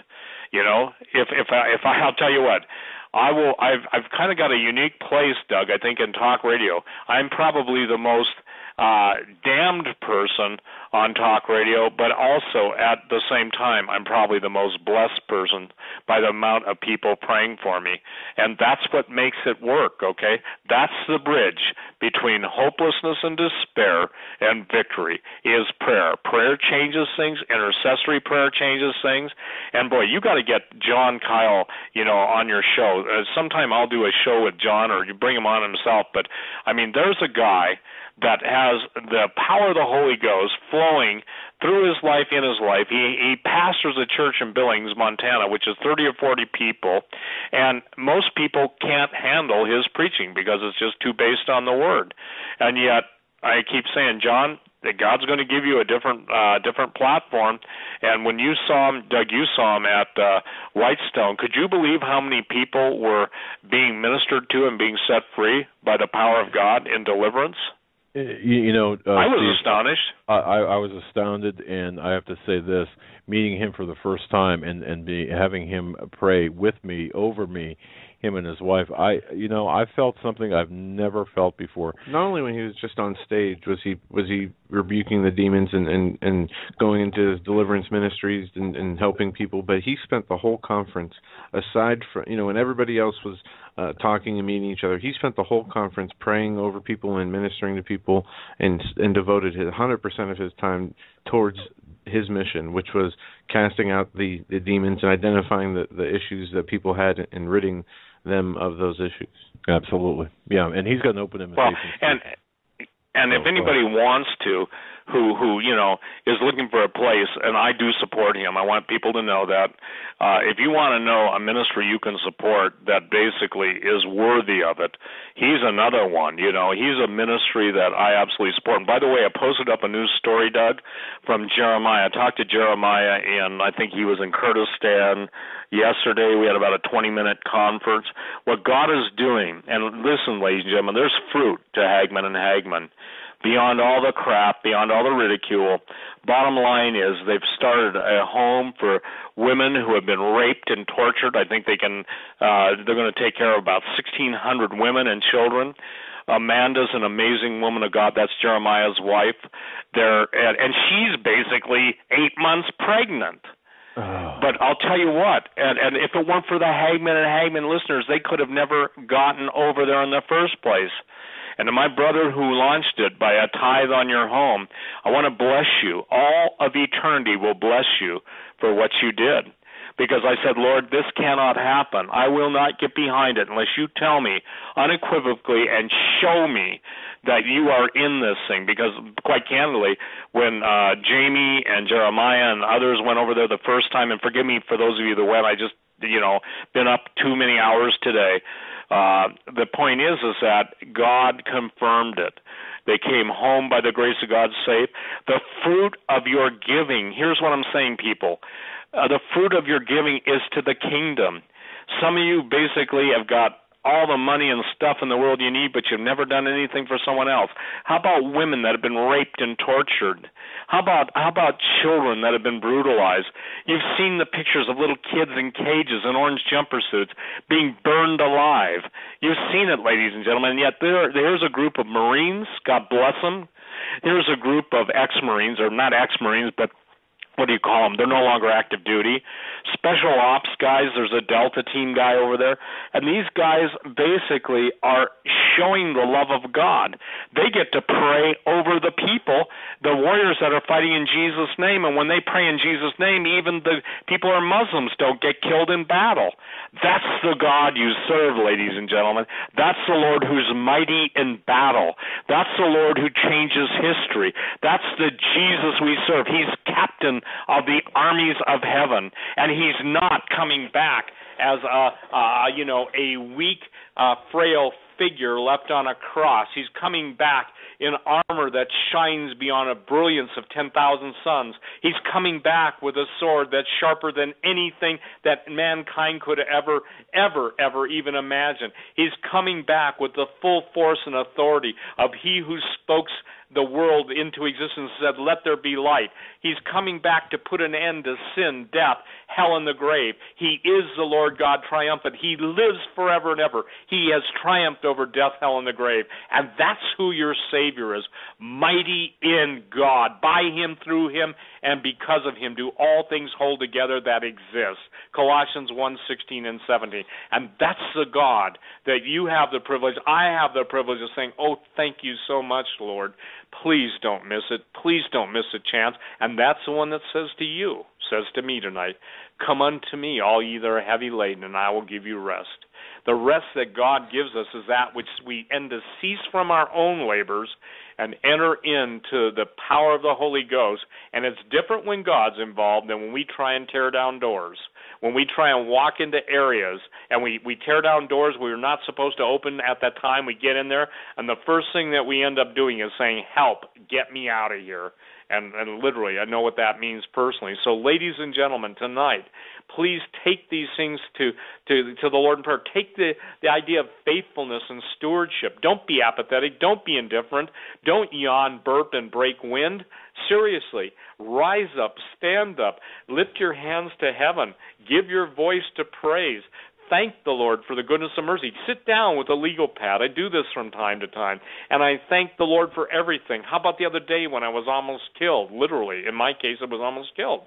The point is that, but I wasn't. What made the difference? What was the angel that took me out of that path of a vehicle that, and just let's just say this, it would have been a bloody mess, and yet at the right time, I didn't get tagged, What's the things to give God thankful for? You got out of house tonight, or even if you're homeless, Jesus sees you. And ladies and gentlemen, the greatest testimony against the failure of the church is we'd rather clap our hands, we'd rather have a big building with the latest in audio visual, and we'd rather do all this stuff seemingly to be religious, sit on our never mind apathetic derrieres instead of reaching out, helping, and making a difference in people's lives. Doug, my plea tonight is for people to stand with Jeremiah Farrell, and it's on my website, Psalm 91, Fight the Good Fight, and to make a difference, make a difference in people's lives. Ladies and gentlemen, again, Doug needs to basically build a studio. We've been accused of begging for money. No, we're not begging for money. Look, if everybody just give $10, $5 to listen, Doug wouldn't have to go down and kiss the derriere. Sorry, Doug, for being blunt, of some banker that's clueless, that basically believes that this is the closest he gets to be Caesar to dominate and control. It's kind of like 50 Shades of Control, okay? That somebody that's never stepped out on their own, probably never had a business, never known what it's like to have to meet payroll, never known what it's like to have to, and basically tells you you are a bunch of numbers on a screen. And oh, by the way, even though you've got a good credit score, bend over. You know, listen, it disgusts me to have to talk like this, but I don't think, Doug, seriously, outside of inventing words, that there's any way to communicate effectively any longer unless God wakes his people up. And that's why the scripture says, shake yourself, shake yourself, shake yourself. So, you know that's what right. I have to say for tonight. Shake yourself. Awaken. Do what I do. Go fill a sink full of water and put your head in it. I think I got the idea from a Huey Lewis in the News video. But, you don't have to put ice in the water, but sometimes, pouring a glass of fresh water in your face is good because at least it's not lukewarm, okay? So, Listen, ladies and gentlemen, Ross Powell can help you in your 401, IRA, all that stuff, and I don't. He's the expert. He is so amazingly well-informed. I think in one respect he's too guarded in what he says, but I understand who he currently works for and why he has to be. But, Doug, again, thanks for bringing us on tonight. And I know it was a spur of the moment, but judging by the emails and by the questions, now people are starting to get worried because the cyber attacks have taken place today, the banks that have been down, the absolute data banks that are being attacked and hacked. And for the record, ladies and gentlemen, if you don't know this, banks pay out ransom to hackers in the billions of dollars. You never hear about it, but they do behind the scenes. You know what, Steve? It's funny you mentioned that because I just found that out. I had no idea that That's what Mr. Powell was saying. Rather than paying or letting them have issued cards and commit fraud against these people, they pay them the ransom for the customer numbers back. They have actual departments for that. I never knew that. It was amazing.